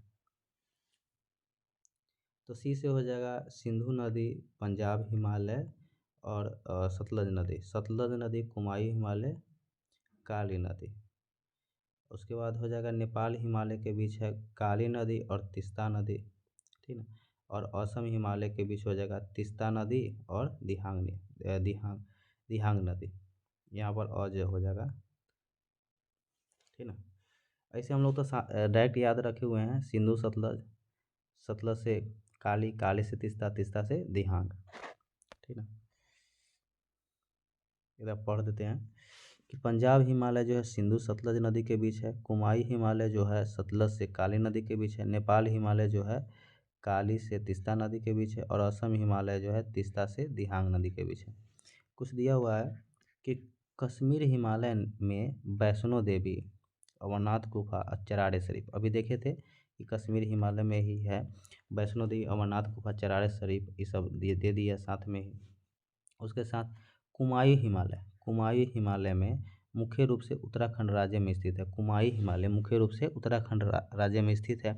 इसके कुछ घाटियाँ दिया हुआ है, कुछ घाटियाँ दिया हुआ है, नंदा देवी, कॉमेट, त्रिशूली, बद्रीनाथ, केदारनाथ, बंदरपुर। इसका कोड है नकत्री बकेव, नकात्री बकेव। न से हो जाएगा नंदा देवी, क से हो जाएगा कॉमेट, त्रि से हो जाएगा त्रिशूली, ब से बद्रीनाथ, के से केदारनाथ, ब से बंदरपुर, नकात्री बकेव। ये सब जो हो जाएगा घाटियाँ, ये सब कहाँ है, उत्तराखंड में। कहाँ है, उत्तराखंड। उत्तराखंड में कह रहा है जो कुमायूं हिमालय मुख्य रूप से उत्तराखंड में है, और सब घाटी उत्तराखंड में है, और कुमायूं हिमालय का भाग है। नकात्री बकेव, न से नंदा देवी, कॉमेट, त्रिशूली, बद्रीनाथ, केदारनाथ, बंदरपुर। उसके बाद है जो उत्तराखंड में ही फूलों की घाटी, फूलों की घाटी, दून और द्वार घाटी भी कुमायूं हिमालय के अंतर्गत आता है। फूलों की घाटी, दून और द्वार घाटी भी कुमायूं हिमालय के अंतर्गत आता है। उसके बाद दिया हुआ है कि हिमालय की सभी ऊंची चोटियाँ नेपाल हिमालय के अंतर्गत आता है। अगर नदी के अनुसार कहेगा कि हिमालय के जितना ऊंची चोटी देखे थे ऐसे बृहद हिमालय में आता है, लेकिन अब कहेगा नदी के अनुसार तो नेपाल हिमालय में आ जाएगा। जैसे पश्चिम से पूरब में कुछ दिया हुआ है, पश्चिम से पूरब की ओर क्रम दिया हुआ है, धौलाधर, अन्नपूर्णा, एवरेस्ट, मकालू, कंचनजंगा। इसका भी कोड है डैम एवं कंचन, डैम एवं कंचन। डी से हो जाएगा धौलागिरी, ए से अन्नपूर्णा, एम से मसालू, ए से एवरेस्ट, म से मकालू, क से कंचनजंगा, न से नामचावरवा। न से नामचावर, दो गो नहीं दिया हुआ है इसमें, जैसे मसालू नहीं दिया हुआ है और नामचावरवा नहीं दिया हुआ है। उसके बाद दिया हुआ है कि अरुणाचल प्रदेश। अरुणाचल प्रदेश के 4 प्रमुख पहाड़ी है, डाफला, मिरी, अहोर और मिसमी। ये नाम स्थानीय जनजाति के नाम पर रखा गया है। कश्मीर हिमालय के बारे में लिखा हुआ है, जो यहाँ पर हम लोग पढ़े थे वही लिखे हुए हैं।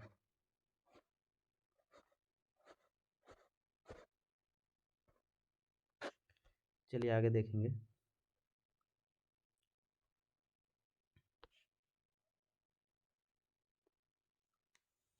आगे कुछ लिखे हुए हैं, SHM, SHM, ऐसे जो है थाल घाट, भोर घाट, ठीक है ना। ये जो दर्रा है ये हटने का क्रम है इसका। तो इसमें जो है इससे हो जाएगा, कहेगा जो सतमाल और हरिचंदर पहाड़ी के बीच कौन सा घाट है, तो थाल घाट। और हरिचंदर महाबलेश्वर के बीच कौन सा घाट है, तो भोर घाट। तो ध्यान रखिएगा, SHM, सतमाल हरिचंदर महाबलेश्वर के बीच, तो सतमाल हरिचंदर के बीच थाल घाट, हरिचंदर महाबलेश्वर के बीच भोर घाट। उसी प्रकार पाल घाट और सिनकोट घाट जो है उसके लिए है नाक, NAC, नाक। तो नीलगिरी और अन्नामलाई के बीच जो है पाल घाट दर्रा, और अन्नामलाई या कार्डमम के बीच जो है भोर घाट दर्रा। उसके बाद दिया है कुछ पहाड़ी, जैसे गडजात, टिकरपारा, नयागढ़, देवमाली। ये सब जो है कहाँ है, तो ये सब जो है उड़ीसा में। कहाँ है, उड़ीसा में। नागालैंड की सबसे ऊंची चोटी जो है सतमाल है। कौन है, सारामती। कौन है, सारामती। ब्लू माउंटेन, जिसे लुसाई की पहाड़ी मिजोरम में, ऐसे हम ब्लू माउंटेन नीलगिरी के भी कहते हैं। फवंगपई भी मिजोरम में है। टाइगर की पहाड़ी पश्चिम बंगाल में है। अयोध्या पर्वत जो है पश्चिम बंगाल में है। सौंडफुक जो है सिक्किम में हो जाएगा। और सौंडफुक धूम कई जो हो जाएगा, ये भी सिक्किम में हो जाएगा। चलिए आगे देखते हैं, हम लोग अपना विषय पर आते हैं।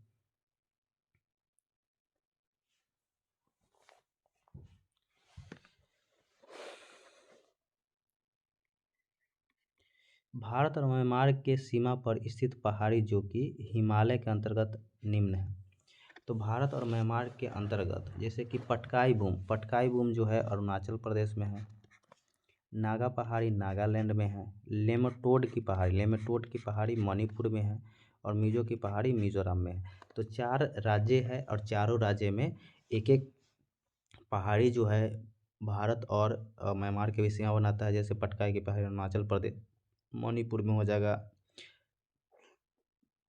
पहले नागालैंड में हो जाएगा नाग की पहाड़ी, मणिपुर में हो जाएगा लेमेटोड की पहाड़ी, या मिजोरम में मिजो की पहाड़ी। लेमेटोड पहाड़ी के पश्चिम में स्थित बहराइल की पहाड़ी जो कि असम में। ऐसे लेमेटोड की पहाड़ी अभी देखें मणिपुर में है लेमेटोड की पहाड़ी। इसके पश्चिम में है बहराइल की पहाड़ी, और बहराइल की पहाड़ी असम में है। खासी पहाड़ी पर ही मेघालय की राजधानी शिलोंग और चेरापूंजी है। खासी पहाड़ी पर ही मेघालय की राजधानी शिलोंग और चेरापूंजी है।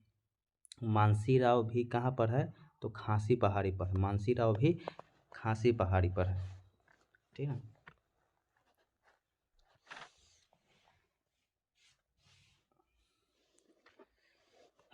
तो खासी पहाड़ी पर हो गया शिलोंग, जो मेघालय की राजधानी है। उसके बाद चेरापूंजी सबसे अधिक वर्षा होता है। पहले सबसे अधिक वर्षा मानसीराव में होता था। ये 3 गो जो है खासी पहाड़ी पर है। बाकी बात सब जो भी पूछे मेघालय में गारो पहाड़ी पर है, ठीक ना। उसके बाद मेघालय राज्य में पश्चिम से पूरब की ओर गारो खासी जयंतिया की पहाड़ी स्थित है। इन पहाड़ी के नाम की भी स्थानीय जनजाति के नाम पर लिया गया है। उसके साथ साथ नुकरेक, कैलस और चेरापूंजी, कैलस, चेरापूंजी, ये सब जो है मेघालय में ही है। ये पहाड़ी सब है, ठीक ना। पश्चिम से पूर्व में सजाया हुआ है गारो खासी जयंतिया।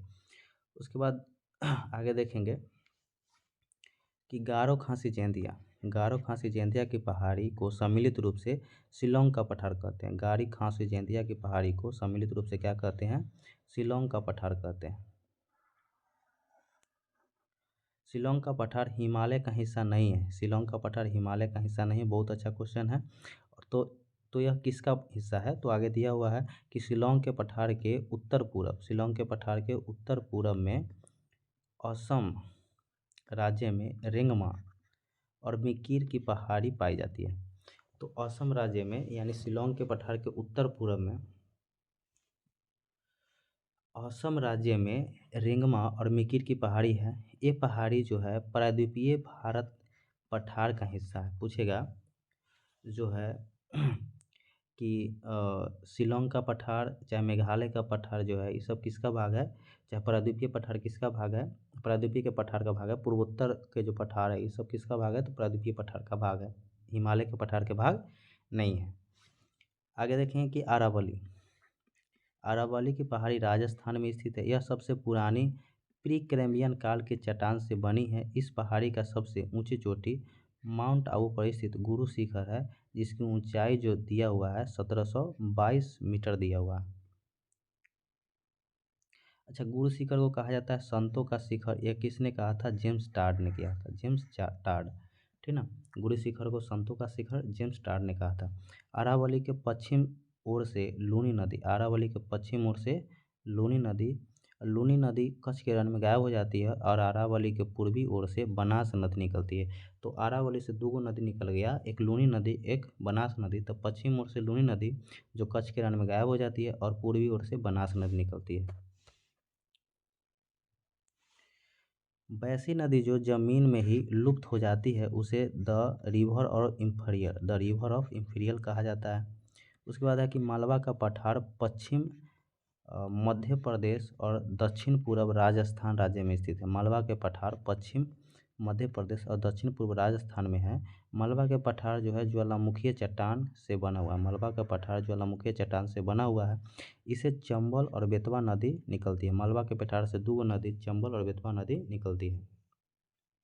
उसके बाद है कि विंध्य का पठार झारखंड, उत्तर प्रदेश, दक्षिण पूर्व राजस्थान राज्य में है। यह परतदार चट्टान का उदाहरण है। विंध्य के पठार जो है परतदार चट्टान का उदाहरण है। बहुत अच्छा क्वेश्चन है कि विंध्य पर्वतमाला उत्तर भारत को दक्षिण भारत से अलग करता है। विंध्य पर्वतमाला हो जाएगा, उत्तर भारत को दक्षिण भारत से अलग करता है। अगर दर्रा पूछे तो बुरहानपुर दर्रा, कौन दर्रा हो जाएगा? बुरहानपुर दर्रा उत्तर भारत को दक्षिण भारत से अलग करता है। ऐसे बता दिए थे कि धारावाड़ और विंध्य प्री कैम्ब्रियन काल में बना था, हिमालय ओसेनिक काल में, वही बात लिखा हुआ है। आगे है कि मैकाल के पठार छत्तीसगढ़ में है। मैकाल का पहाड़ी की सबसे ऊंची शिखर जो हो जाएगा अमरकंटक हो जाए। इसकी ऊंचाई 236 मीटर है। यह पुरानी चट्टान का बना है। यह ब्लॉक पर्वत है। यह कैसा पर्वत है? ब्लॉक पर्वत, मैकाल का पठार। इसके पश्चिम की ओर से नर्मदा और उत्तर की ओर से सोन और दक्षिण की तरफ से महानदी। इसका कोड है ये सोनम यानी कि अमरकंटक से निकलता जो है उसका कोड क्या है? सोन, नर्मदा और महानदी।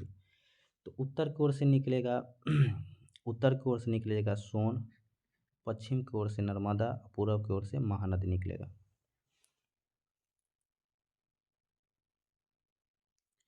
उसके बाद है छोटा नागपुर स्थित रांची का पठार संप्रदाय मैदान का उदाहरण है। छोटा नागपुर स्थित रांची का पठार सांप्रदायिक मैदान का उदाहरण है। छोटा नागपुर से 3 नदी निकलती है, दामोदर, सोनरेखा और कोयल नदी। उसके बाद कह रहा है छोटा नागपुर पठार को भारत का रूर कहा जाता है। ऐसे भारत रूर जो है कहाँ है? जर्मनी में। रूर कहाँ है? जर्मनी में। खनिज भंडारण की दृष्टि से यह भारत का सबसे संपन्न भी है।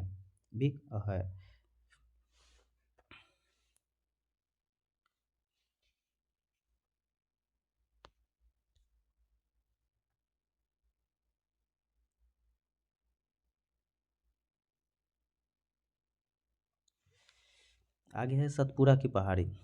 सतपुरा की पहाड़ी मध्य प्रदेश में है, राज्य में है। यह जो है ज्वालामुखी चट्टान से बनी हुई है। इसके सबसे ऊंची चोटी धूपगढ़ी, इसकी सबसे ऊंची चोटी धूपगढ़ी जो कि 1350 मीटर है, 1350 मीटर है, जो महादेव पर्वत पर स्थित है। यानी सतपुरा के सबसे ऊंची चोटी धूपगढ़ी, और यह किस पर्वत पर स्थित है? तो महादेव पर्वत पर स्थित है।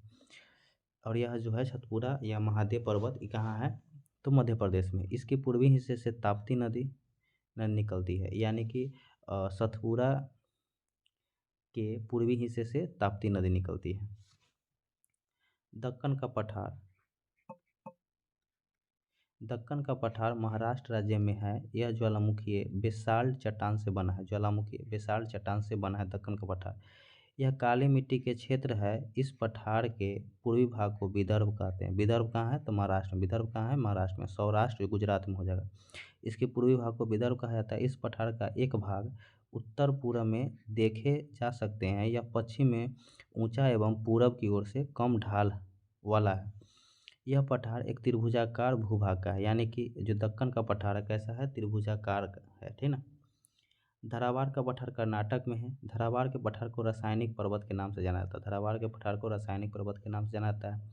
यह पर्वतीय चट्टान से बना है। यह कैसा बना है? पर्वतीय चट्टान से बना है। इस पठार के पश्चिम भाग में बाबूधन की पहाड़ी एवं ब्रह्मगिरी की पहाड़ी है। तो ध्यान रखिएगा कि धरावार के पठार के पूरा भाग में बाबूधन और ब्रह्मगिरी पहाड़ी है, दोनों जो कर्नाटक राज्य में है। बाबूधन की पहाड़ी लौह यश के लिए जाना जाता है। उसके बाद है कि पश्चिम घाट। पश्चिम घाट के बारे में। पश्चिम घाट यह पर्वत ताप्ती नदी, नर्मदा और ताप्ती के मुहाने से लेकर कन्याकुमारी अंतरिम तक लगभग 1600 किलोमीटर में विस्तृत है। कितना? 1600 किलोमीटर में विस्तृत है पश्चिमी घाट। विस्तृत भ्रंश कगार है। इसकी औसत ऊंचाई 1200 मीटर। औसत ऊंचाई 1200 मीटर है। पश्चिमी घाट की ऊंचाई उत्तर से दक्षिण की ओर उत्तरोत्तर बढ़ती जाती है। उत्तर से दक्षिण की ओर पश्चिमी घाट में उत्तर में गुजरात के सौराष्ट्र प्रदेश में गिर की पहाड़ी मिलती है, जो एशियाई सिंह के लिए विख्यात है। पश्चिम घाट को सह्याद्री भी कहा जाता है, और 16 डिग्री उत्तरी अक्षांश रेखा जो गोवा से गुजरती है सह्याद्री को दो भाग में विभाजित करती है। 16 डिग्री उत्तरी अक्षांश रेखा गोवा से गुजरती है और सह्याद्री को दो भाग में विभाजित करती है, उत्तरी सह्याद्री और दक्षिणी सह्याद्री। उसके बाद दिया हुआ है कि उत्तरी सह्याद्री और दक्षिणी सह्याद्री में विभाजित करती है। उत्तरी सह्याद्री के सबसे ऊपरी सतह पर बेसाल्ट लवा का निक्षेपण है। वही दक्षिणी सह्याद्री आर्कियन युग के ग्रेनाइट तथा नीस चट्टान से बना है। आर्कियन युग के ग्रेनाइट और नीस चट्टान से बना है। उत्तरी सह्याद्री एवं दक्षिणी सह्याद्री के सर्वोच्च शिखर दिया हुआ है, यानी महाराष्ट्र में कालसूबाई जो कि 1664, महाराष्ट्र में कालसूबाई 1664, कर्नाटक में कुद्रेमुख 1892। पूछेगा जो कालसूबाई पर्वत कहाँ है? तो महाराष्ट्र में। इसकी ऊंचाई 1664 है। कर्नाटक में कुद्रेमुख है, इसकी ऊंचाई 1892 मीटर है। महाबलेश्वर जो जिसकी ऊंचाई जो है 1438 मीटर है, उत्तरी सह्याद्री के दूसरी ऊंची चोटी है। यानी उत्तरी सह्याद्री के सबसे ऊंची चोटी हो जाएगा कालसूबाई। उत्तरी सह्याद्री की सबसे ऊंची चोटी कालसूबाई जो कि महाराष्ट्र में है 1664 मीटर है, और दक्षिणी सह्याद्री की सबसे ऊंची चोटी हो जाएगा कुद्रेमुख जो कि कर्नाटक में है, और यह जो है 1892 मीटर है। और दूसरी सबसे ऊंची चोटी हो जाएगा उत्तरी सह्याद्री के, तो यह जो हो जाएगा महाबलेश्वर हो जाएगा, जो हो जा यह इसकी जो ऊंचाई है 1438 है, 1438। महाबलेश्वर की चोटी, महाबलेश्वर के उच्चतम बिंदु विल्सन पॉइंट है। महाबलेश्वर के उच्चतम बिंदु जो है विल्सन पॉइंट है। इसको आर्थर सी पॉइंट या नीडल होल पॉइंट या एलिफेंटा पॉइंट महाबलेश्वर में ही स्थित है। क्या कर रहा है कि महाबलेश्वर के उच्चतम बिंदु जो है विल्सन पॉइंट है, Arthur's Seat point, needle hole point और एलिफेंटा पॉइंट जो है महाबलेश्वर में ही स्थित है। महाबलेश्वर में 5 नदी महाबलेश्वर जो पहाड़ी है, जो कि उत्तरी सह्याद्री के दूसरी सबसे बड़ी ऊंची चोटी है, दूसरी सबसे ऊंची चोटी है। इससे 5 नदी निकलता है। कौन कौन निकलता है? कृष्णा, सावित्री, बेन्ना, गायत्री और कोयना। महाबलेश्वर से 5 नदी कृष्णा, सावित्री, बेन्ना, गायत्री और कोयना नदी निकलती है। आगे देखेंगे दर्रे से गुजरने वाले प्रमुख रेल और सड़क। जैसे थालगांठ जो है उससे कौन कौन सा रेल और सड़क गुजरता है? तो मुंबई से नागपुर जाता है कोलकाता रेल और सड़क मार्ग। मुंबई से नागपुर कोलकाता रेल सड़क मार्ग। भोरघाट दर्रा से मुंबई से पूना बेलगांव चेन्नई रेल मार्ग और सड़क मार्ग। पालघाट दर्रा से कालीकट तिरुचूर और कोयम्बटूर इंदौर रेल और सड़क मार्ग। उसके बाद दिया हुआ है कि पश्चिमी घाट के दर्रे उत्तर से दक्षिण में दिया हुआ है। तो ध्यान रखिएगा, थाल घाट, भोर घाट, पाल घाट और सिनकटवा घाट। थाल घाट, भोर घाट, भोर घाट, पाल घाट और सेनकोटा घाट। इसमें सबसे जो है ज़्यादा दूरी पर है, सबसे ऊंचाई में है भोर घाट। सबसे ऊंचा कौन है? भोर घाट, जिसकी ऊंचाई है 630 मीटर। थाल घाट की ऊंचाई है 580 मीटर। पाल घाट की ऊंचाई है 305 मीटर और सेनकोटा घाट की ऊंचाई है 280 मीटर। यानी सबसे ऊंचा जो हो जाएगा पश्चिमी घाट के दर्रा में तो हो जाएगा भोर घाट। यह कितना है? 630 मीटर। थाल घाट जो है 580 मीटर है। पाल घाट जो है 305 मीटर है और सेनकोटा घाट जो है 280 मीटर है। इसको याद रखिएगा। शुरू के 2 गो पहले, सबसे पहले तो यहाँ पर बनाया हुआ है, ऐसा बना लेना है। जैसे मुंबई है, नासिक,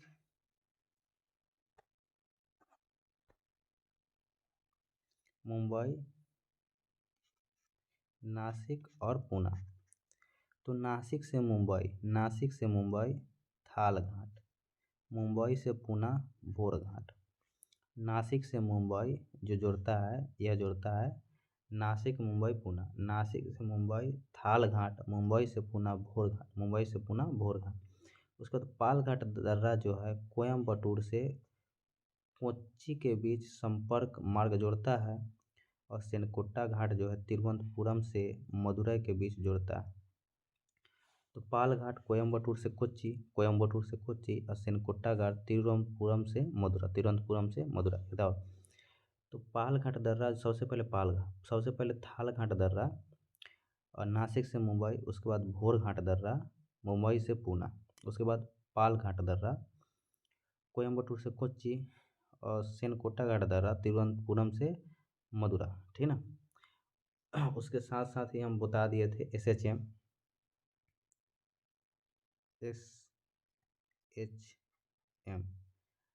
और सतमाल से हरिचंदर के बीच थाल घाट दर्रा, दोनों पर्वत है। और हरिचंदर से महाबलेश्वर के बीच भोर घाट दर्रा। उसी प्रकार पाल घाट और सेनकोटा घाट के बीच है NAC। नीलगिरी से अन्नामलाई के बीच पाल घाट दर्रा, अन्नामलाई से काडवा के बीच सेनकोटा दर्रा। पर्वत आ गया फिर जैसे दिया हुआ है कि नीलगिरी के पर्वत।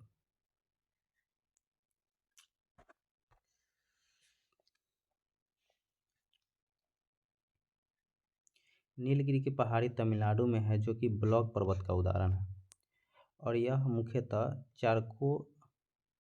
चार्नोकाइट पहाड़ी से बना है। इसकी सबसे ऊंची चोटी जो हो गया नीलगिरी की सबसे ऊंची चोटी डोडा बेटा, नीलगिरी की सबसे ऊंची चोटी डोडा बेटा, जो कि है 2637 मीटर। जो दक्षिण भारत की दूसरी सबसे ऊंची चोटी है, जो दक्षिण भारत की दूसरी सबसे ऊंची चोटी है उटकमंड, इसी पहाड़ी में स्थित है। उटकमंड जो है नीलगिरी पहाड़ी में स्थित है। उटकमंड जो है नीलगिरी के पहाड़ी में ही स्थित है।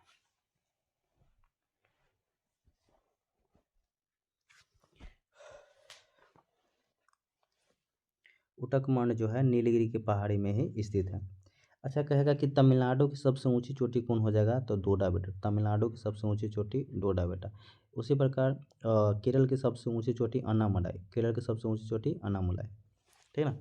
तो नीलगिरी की सबसे ऊंची चोटी डोडा बेटा जो कि 2637 मीटर है। तमिलनाडु राज्य में नीलगिरी के दक्षिण भाग में पाल घाट है। तो पाल घाट जो है नीलगिरी के दक्षिण भाग में है। पाल घाट गैप पश्चिमी एवं पूर्वी घाट के मिलन स्थल है। अर्थात पूर्वी घाट और पश्चिमी घाट के मिलन स्थान पर नीलगिरी की पहाड़ी है। पूर्वी घाट और पश्चिमी घाट मिलता है, उसके मिलन स्थल पर नीलगिरी की पहाड़ी स्थित है। इसके पार फैली कार्डमम की पहाड़ी पश्चिमी घाट का विस्तृत माना जाता है। कार्डमम की पहाड़ी पश्चिमी घाट का विस्तृत माना जाता है। आगे देखेंगे,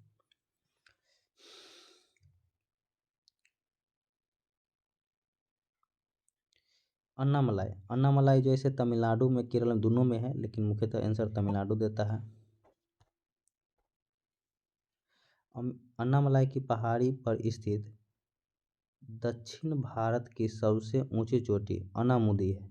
अन्नामुदी केरल राज्य में, अन्नामुदी कहाँ है, केरल राज्य में, लेकिन अन्नामलाई तमिलनाडु में है। तमिलनाडु और केरल में अन्नामलाई फैला हुआ है। तमिलनाडु और केरल में अन्नामलाई फैला हुआ है, और उसी के अन्नामलाई की सबसे ऊंची चोटी अन्नामुदी है जो कि केरल में है, और इसकी ऊंचाई 2695 या 2695 देता है। और अन्नामलाई पश्चिम घाट के भी सबसे ऊंची चोटी हो जाएगा, पश्चिम घाट के भी सबसे ऊंची चोटी हो जाएगा। नोट में दिया हुआ है कि अन्नामुदी 3 पहाड़ी का केंद्र स्थल है, 3 पहाड़ी का केंद्र बिंदु है। यहाँ से 3 पहाड़ी श्रृंखला 3 दिशा में जाती है। दक्षिण की ओर इलायची की पहाड़ी, चाहे दक्षिण की ओर इलायची की पहाड़ी जिसे कार्डमम की पहाड़ी कहते हैं। इलायची की पहाड़ी जो है तमिलनाडु और केरल में, तमिलनाडु और केरल में। उत्तर की ओर अन्नामलाई जो कि तमिलनाडु और केरल में है, मिल रूप से तमिलनाडु आंसर होता है। तथा उत्तर पूर्व की ओर पालनी की पहाड़ी, उत्तर पूर्व की ओर पालनी की पहाड़ी, ये भी तमिलनाडु में। प्रसिद्ध पर्यटन स्थल कोडाई कनाल, प्रसिद्ध पर्यटन स्थल कोडाई कनाल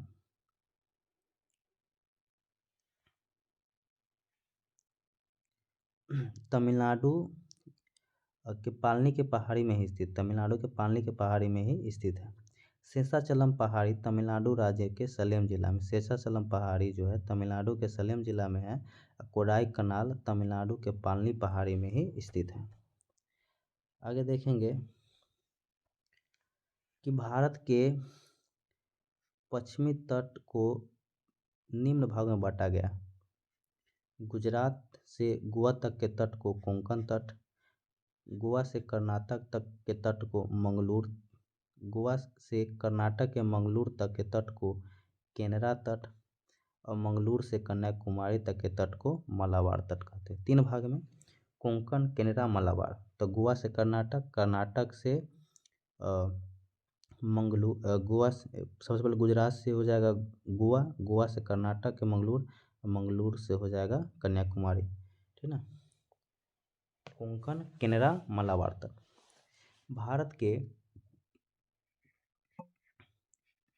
भारत के पश्चिमी तट पर स्थित प्रमुख बंदरगाह है, जैसे कांडला बंदरगाह गुजरात में हो गया, मुंबई बंदरगाह महाराष्ट्र में, मरमागुआ बंदरगाह गोवा में, मंगलुरु बंदरगाह कर्नाटक में, कोच्चि बंदरगाह केरल में, ननवासुआ बंदरगाह महाराष्ट्र में। उसके बाद है कि सालसेट द्वीप पर स्थित मुंबई भारत का सबसे बड़ा बंदरगाह नगर है कि सालसेट द्वीप पर स्थित मुंबई भारत का सबसे बड़ा बंदरगाह नगर है। मलाबार तट पर अनेक पशजल है, जिसे स्थानीय भाषा में कयाल कहते हैं। कयाल मछली पकड़ने और अंतःस्थलीय नौकायान के लिए प्रयोग किए जाते हैं, और पर्यटन के लिए विशेष आकर्षण का केंद्र है। नोट में है कि केरल में हर वर्ष प्रसिद्ध नेहरू ट्रॉफी वल्लम काली जो नौका दौड़ है का आयोजन होता है पुन्नामदाकयाल में होता है। नेहरू ट्रॉफी जो होता है नौका दौड़ पुन्नामदाकयाल में होता है।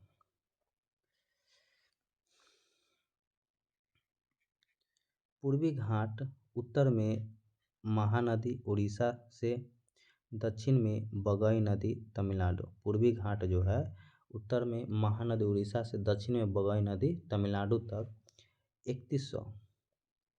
1131 किलोमीटर फैला है। इसे पश्चिमी घाट देखे थे 1600 किलोमीटर में फैला था, अब पूर्वी घाट 1131 किलोमीटर में फैला हुआ है। यह उड़ीसा, आंध्र प्रदेश, तेलंगाना, कर्नाटक, तमिलनाडु से होकर गुजरती है और यह पश्चिमी घाट पर्वत से कम ऊंचा है।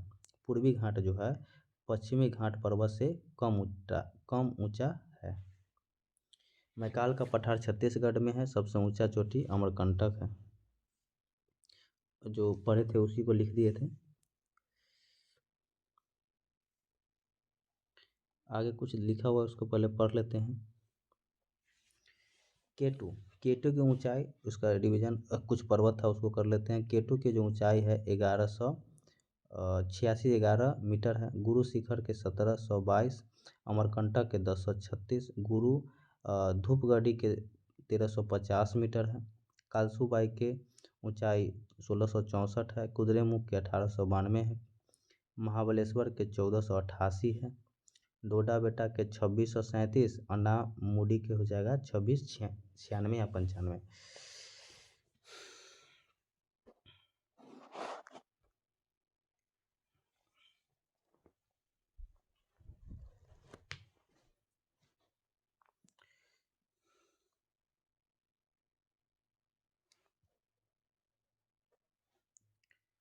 चलिए देखेंगे कि पूर्वी घाट के अंतर्गत उड़ीसा का महेंद्रगिरी जिसकी ऊंचाई 1501 मीटर है। आंध्र प्रदेश का नल्लामलाई, पालकोंडा, बेलीकोंडा। आंध्र प्रदेश के नल्लामलाई, पालकोंडा, बेलीकोंडा। तमिलनाडु के पचामलाई और शिवराय की पहाड़ी शामिल है। यानी पूर्वी हिमालय में हो जाएगा उड़ीसा के महेंद्रगिरी, आंध्र प्रदेश के नल्लामलाई, पालकोंडा, बेलीकोंडा। तमिलनाडु के पचामलाई, शिवराय की पहाड़ी शामिल है। पूर्वी घाट सतत रूप में नहीं है और महानदी गोदावरी, कृष्णा नदी, कावेरी नदी द्वारा अपर्दित है। क्या है? महानदी, गोदावरी नदी, कृष्णा नदी और कावेरी नदी द्वारा अपर्दित है, सतत रूप में नहीं है। इसका निर्माण जो हुआ है पूर्वी घाट का कैम्ब्रियन काल में ब्लॉक पर्वत से हुआ है। ब्लॉक पर्वत के रूप में कुडप्पा भूसंतति के आधार पर हुआ है। कि पूर्वी घाट जो है इसका निर्माण जो हुआ है कैम्ब्रियन काल में बलित पर्वत के रूप में कुडप्पा भूसंतति के आधार पर हुआ है।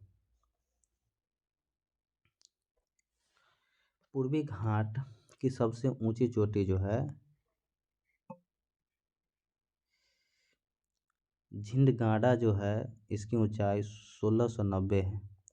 यानी कि पूर्वी घाट की सबसे ऊंची चोटी झिंडगाड़ा है और इसकी ऊंचाई 1690 है, जो कि विशाखापत्तनम के आंध्र प्रदेश में है। इसकी दूसरी सबसे ऊंची चोटी आंध्र प्रदेश में अरमाकोंडा जो कि 1680 है। यानी कि पूर्वी घाट की सबसे ऊंची चोटी झिंडगांडा हो गया 1690 और दूसरी सबसे ऊंची चोटी अरमाकोंडा हो गया 1680, जो दोनों आंध्र प्रदेश राज्य में है। जबकि इसकी तीसरी सबसे ऊंची चोटी जो हो गया उड़ीसा के महेंद्रगिरी, जिसकी ऊंचाई जो हो जाएगा 1501 मीटर ऊंचा है।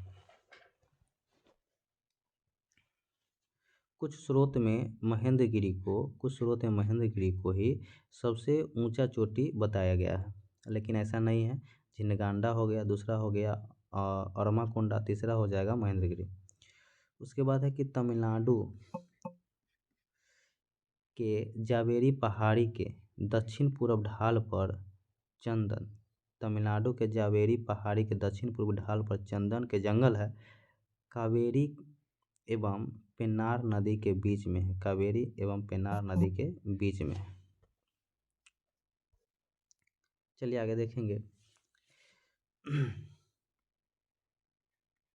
पूर्वी घाट के कांटेदार झाड़िया के ढके क्षेत्र में दुर्लभ प्रजाति की पक्षी जॉर्डन कोर्सर पाई जाती है, जो आंध्र प्रदेश के क्षेत्र में पाया जाता है। उसके बाद कह रहा है कि पूर्वी घाट में कोयले की खदानें ज़्यादा मिलती है। जावेरी और सिबराय की पहाड़ी के आगे पूर्वी घाट पश्चिमी घाट में विलीन हो जाता है। जावेरी और सिबराय की पहाड़ी के आगे पूर्वी घाट और पश्चिमी घाट में विलीन हो जाता है। भारत के पूर्वी समुद्र तट को निम्न भाग में बांटा गया है। इसको भी 3 भाग में बांटा गया है। एक है कोरोमंडल तट, दूसरा है गोलकुंडा तट, तीसरा है उत्तरी सरकार तट। तो देखेंगे जो कन्याकुमारी से कृष्णा डेल्टा के तट है, कोरोमंडल तट कहलाता है। कृष्णा डेल्टा से कावेरी डेल्टा के तट को गोलकुंडा तट कहते हैं। और गोदावरी, कृष्णा से गोदावरी डेल्टा के तट को गोलकुंडा तट, गोदावरी डेल्टा से उत्तरी सरकार तक के तट को उत्तरी सरकार तट कहते हैं।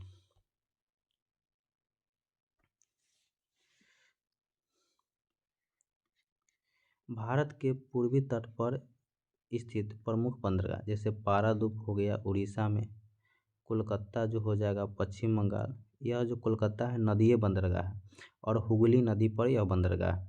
विशाखापत्तनम आंध्र प्रदेश, चेन्नई, तूतीकोरिन और एन्नौर तमिलनाडु में। आय कह रहा है कि विशाखापत्तनम बंदरगाह डॉल्फिन नोज पहाड़ी के पीछे सुरक्षित है। विशाखापत्तनम बंदरगाह डॉल्फिन नोज पहाड़ी के पीछे सुरक्षित है। आय कह रहा है कि पूर्वी तट पर स्थित प्रमुख लैगून है कौन है, तो पुलिकट जो कि चेन्नई में है, चिल्का जो कि पुरी में है और केलेरू जो कि आंध्र प्रदेश में है। ये सब क्या है, तो लैगून झील का उदाहरण है। पूर्वी तट पर 3 लैगून झील का उदाहरण हो गया। एगो पुलिकट जो कि तमिलनाडु के चेन्नई में, आंध्र प्रदेश तमिलनाडु में है, आंसर तमिलनाडु ही देता है। चिल्का पुरी में और कोलेरू आंध्र प्रदेश, पुलिकट चेन्नई में और चिल्का पुरी में। नोट में दिया हुआ है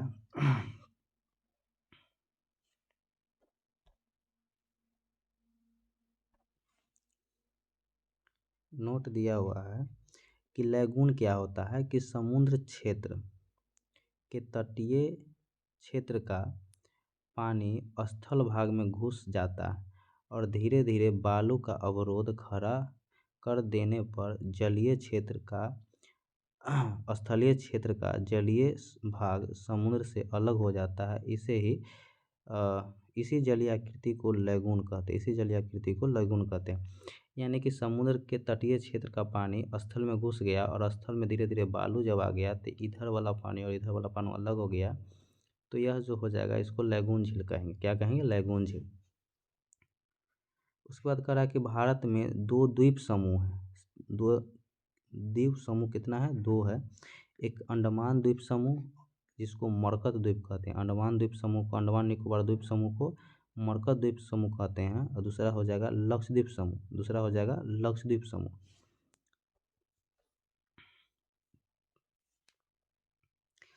अंडमान और निकोबार द्वीप समूह जो बंगाल की खाड़ी में स्थित है, इसमें करीब 247 छोटे छोटे द्वीप हैं। ऐसे 572 देता है अभी के आंसर के अनुसार, जो इस बार पूछा गया था 572। निकोबार में, अंडमान और निकोबार में से निकोबार में 19 द्वीप है। ये द्वीप वास्तव में समुद्र में डूबे हुए पर्वत के शिखर हैं। लैंडफॉल द्वीप अंडमान निकोबार द्वीप समूह के सबसे उत्तरी द्वीप है। कोको जलमार्ग इसे म्यांमार को कोको द्वीप से अलग करता है, जहां चीन का निगरानी तंत्र है। लैंडफॉल द्वीप समूह पर जो है अंडमान निकोबार के उत्तरी द्वीप है, जो कोको जलमार्ग से अलग होता है म्यांमार से, और कोको द्वीप पर जो है किसका अभी निगरानी तंत्र है, तो चीन का है, लेकिन अधिकार म्यांमार का ही है।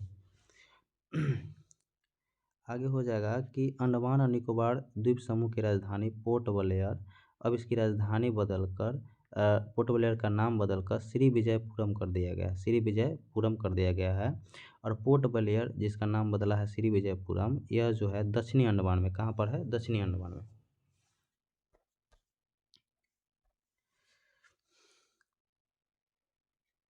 अंडमान और निकोबार द्वीप समूह में मैंग्रोव वन, सदापर्णी वन और पर्णपाती वन पाया जाता है, तीनों वन पाया जाता है, मैंग्रोव वन भी, सदापर्णी वन भी और पर्णपाती वन भी।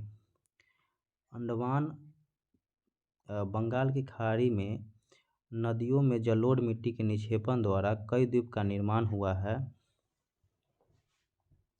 जैसे हुगली के निकट 20 किलोमीटर लंबा सागर द्वीप, जिसे गंगा सागर द्वीप के नाम से जाना जाता है, सागर द्वीप को गंगा सागर द्वीप के नाम से जाना जाता है। यहाँ न्यू मुरे नामक द्वीप का निर्माण हुआ है। पूछेगा जो न्यू मुरे द्वीप विवाद जो है भारत और बांग्लादेश के बीच, न्यू मुरे विवाद भारत और बांग्लादेश के बीच है। उसके बाद है कि अंडमान और निकोबार का सबसे उत्तरी द्वीप लैंडफॉल द्वीप है। यहाँ कारी जनजाति रहती है। उसके बाद है सुंदरबन, जो गंगा का डेल्टा है, मैंग्रोव वन पाया जाता है इसमें। नोट में है विश्व के सबसे बड़ा ज्ञात नदी द्वीप, विश्व के सबसे बड़ा ज्ञात नदी द्वीप असम में स्थित, जिसे ब्रह्मपुत्र नदी के दोनों नदी द्वीप माजुली द्वीप है, जो कि असम में स्थित है। कहाँ पर है, असम में स्थित है, और ब्रह्मपुत्र नदी के दोनों शाखाओं से मिलकर बनती है। तो विश्व के सबसे बड़ा नदी द्वीप माजुली द्वीप, जो कि असम में है। उसी प्रकार कहेगा जी विश्व के सबसे छोटा नदीय द्वीप जो हो गया उमानंदा, यह भी है जो है असम में है। सबसे बड़ा नदी द्वीप माजुली द्वीप, और विश्व के सबसे छोटा नदी द्वीप उमानंदा द्वीप, जो कि ये भी असम में है, ये भी ब्रह्मपुत्र नदी के द्वारा ही बनती है। अच्छा, एक है सांस्कृतिक राजधानी, तो असम के सांस्कृतिक राजधानी पूछेगा जो कहाँ है, तो माजुली है, असम की सांस्कृतिक राजधानी माजुली। अच्छा, माजुली द्वीप जो है जोरहाट जिला में, कौन जिला में, जोरहाट जिला में, असम के जोरहाट जिला में। कुछ लिखा हुआ है कि कोहिनूर और सेंडफुक जो है सिक्किम में, कोहिनूर और सेंडफुक कहाँ है, सिक्किम में।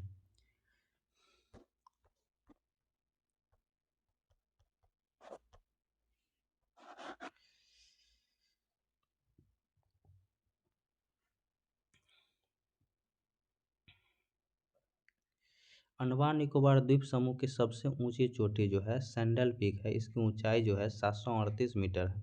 यह जो है उत्तरी अंडमान में, अंडमान निकोबार की सबसे ऊंची चोटी सैंडल पीक है, इसकी ऊंचाई जो है 738 मीटर है। सैंडल पीक उत्तरी अंडमान में है।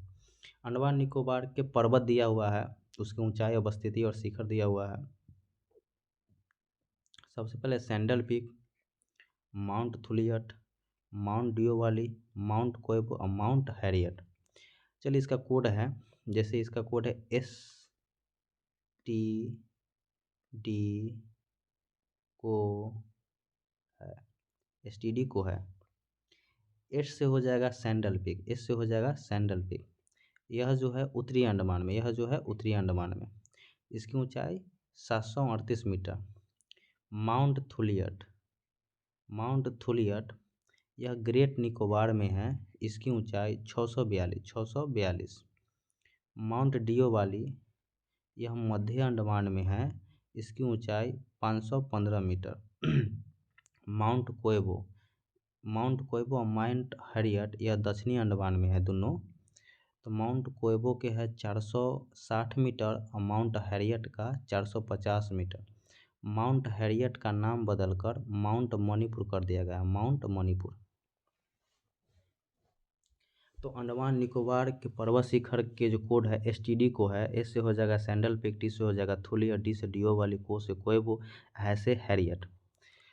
उत्तरी अंडमान, ग्रेट निकोबार, मध्य अंडमान और 2 गो हो जाएगा दक्षिणी अंडमान में, ठीक ना। एसटीडी को है उसे फंसा लीजिएगा, उत्तरी अंडमान, ग्रेट निकोबार, मध्य अंडमान और 2 गो हो जाएगा दक्षिणी अंडमान। उसी के साथ इसकी ऊंचाई देखेंगे तो 738, 642, 515, 460 और 450। आगे देखेंगे कि केंद्र शासित प्रदेश का सबसे बड़ा पतन बंदरगाह, यानी कि अंडमान निकोबार जो केंद्र शासित प्रदेश का है उसका सबसे बड़ा पतन जो है बंदरगाह पोर्ट ब्लेयर, यह जो है दक्षिणी अंडमान में।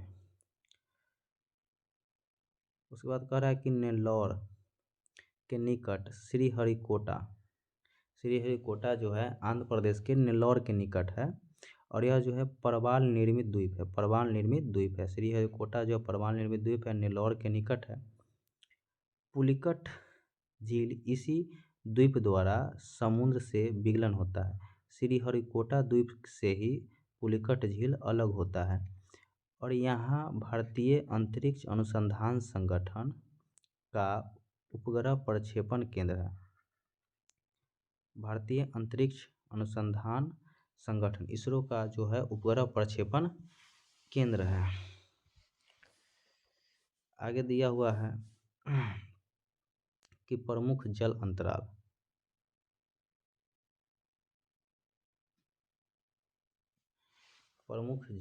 दिया हुआ है, इसको देखते हैं हम लोग।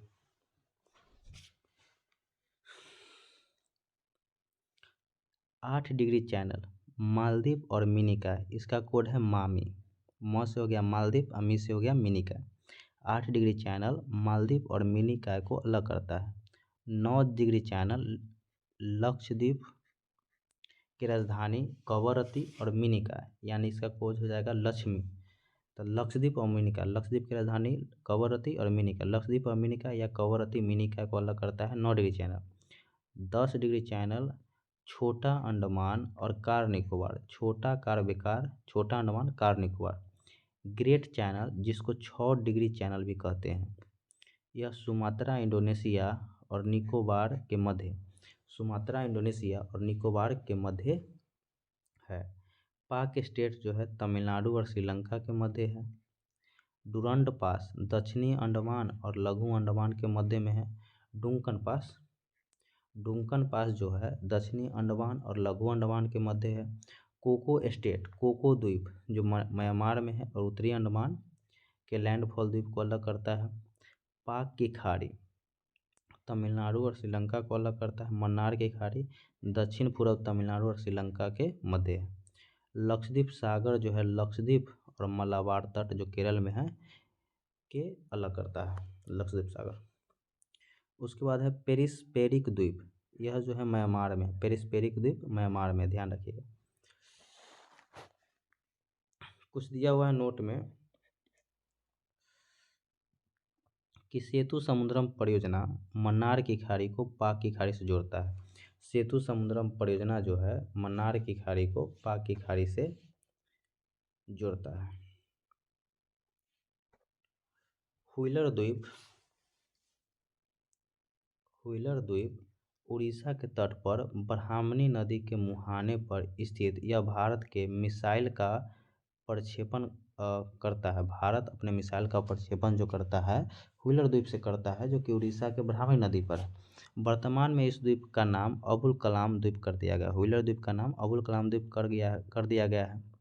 उसके बाद है पंबन द्वीप, मन्नार की खाड़ी में स्थित पंबन द्वीप है। यह भारत और श्रीलंका के बीच एडम ब्रिज, जिसको राम सेतु भी कहा जाता है, का भाग है।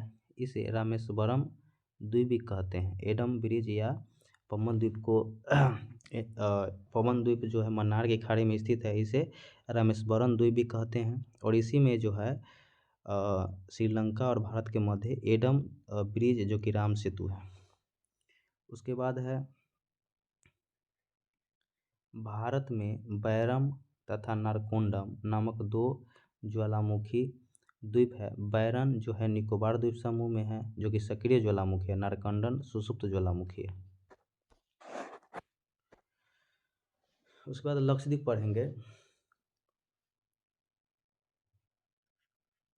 लक्षद्वीप समूह अरब सागर में स्थित है। इसमें टोटल 36 द्वीप है। इसमें केवल 11 द्वीप पर ही आबादी है। ऑनस्टेड लक्षद्वीप का सबसे बड़ा द्वीप है। ऑनस्टेड लक्षद्वीप का सबसे बड़ा द्वीप है।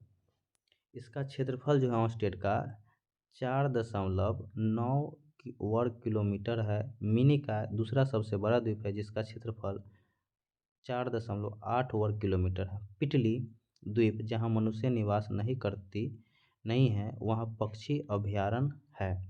अगाती हवाई जहाज आती। अगाती लक्षद्वीप समूह का एकमात्र द्वीप है जहां हवाई अड्डा है। तो लक्षद्वीप का सबसे दक्षिणी बिंदु जो हो जाएगा, ऐसे बिरंगली है लेकिन आंसर में जो होता है मेनली रूप से मिनिकॉय होता है। क्या होता है? मिनिकॉय। सबसे दक्षिणी में मिनिकॉय है, ठीक ना। उसके बाद है जो लक्षद्वीप समूह 11 डिग्री चैनल। लक्षद्वीप समूह 11 डिग्री चैनल द्वारा दो भाग में विभाजित होता है। उत्तर में अमीनी द्वीप और दक्षिण में कन्नानौर द्वीप। अमीनी कमीनी याद रखिएगा कि लक्षद्वीप को दो भाग में बांटता है 11 डिग्री चैनल, अमीनी और कमीनी। तो उत्तर में अमीनी द्वीप और नीचे में कन्नानौर, कमीनी से याद रखिएगा।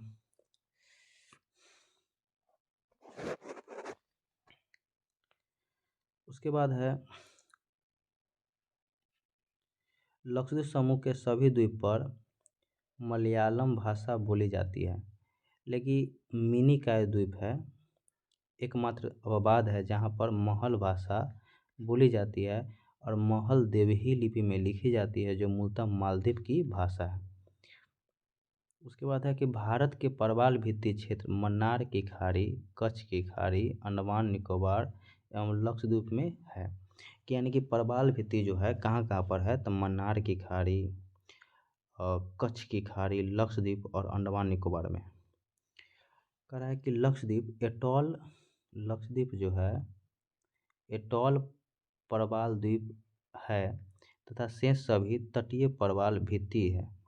कि लक्षद्वीप एटॉल से बाकी बात जो पढ़े हैं 4 को पढ़े हैं उसमें लक्षद्वीप एटॉल से और मन्नार, कच्छ और अंडमान जो हो गया तटीय प्रवाल भित्ति द्वारा। प्रवाल भित्ति का निर्माण सागरीय जीव मूंगा के अवशेष के समेकन और संयोजन द्वारा होता है। मूंगा उष्णकटिबंधीय महासागर में पाए जाते हैं और चूना पर निर्वाहन करते हैं। मूंगा जो है उष्णकटिबंधीय महासागर में पाए जाते हैं और चूना पर निर्वाहन करते हैं। तो आज की वीडियो में दोस्तों इतना ही पढ़ेंगे। अच्छा लगेगा तो दोस्तों लाइक करना है, शेयर करना है और सब्सक्राइब करना है, ठीक ना। और इसी प्रकार के वीडियो देखने के लिए आप लोग कमेंट करिए जो किसका वीडियो बना है, किस बुक का वीडियो बना है। जिसका बोलिएगा उसका बना देंगे और ऐसे जो इसका सीरीज़ है उसको आगे बढ़ाएंगे। उसके साथ साथ ही यहाँ पर चलता है क्राउन भी चल रहा है, क्राउन का ऑब्जेक्टिव चल रहा है जो कि बिहार दरोगा के लिए बहुत इम्पोर्टेंट है। SPD GK चल रहा है और SPD करेंट चल रहा है। तो देखने के लिए आप लोग चैनल को सब्सक्राइब करें, लाइक करें, शेयर करें।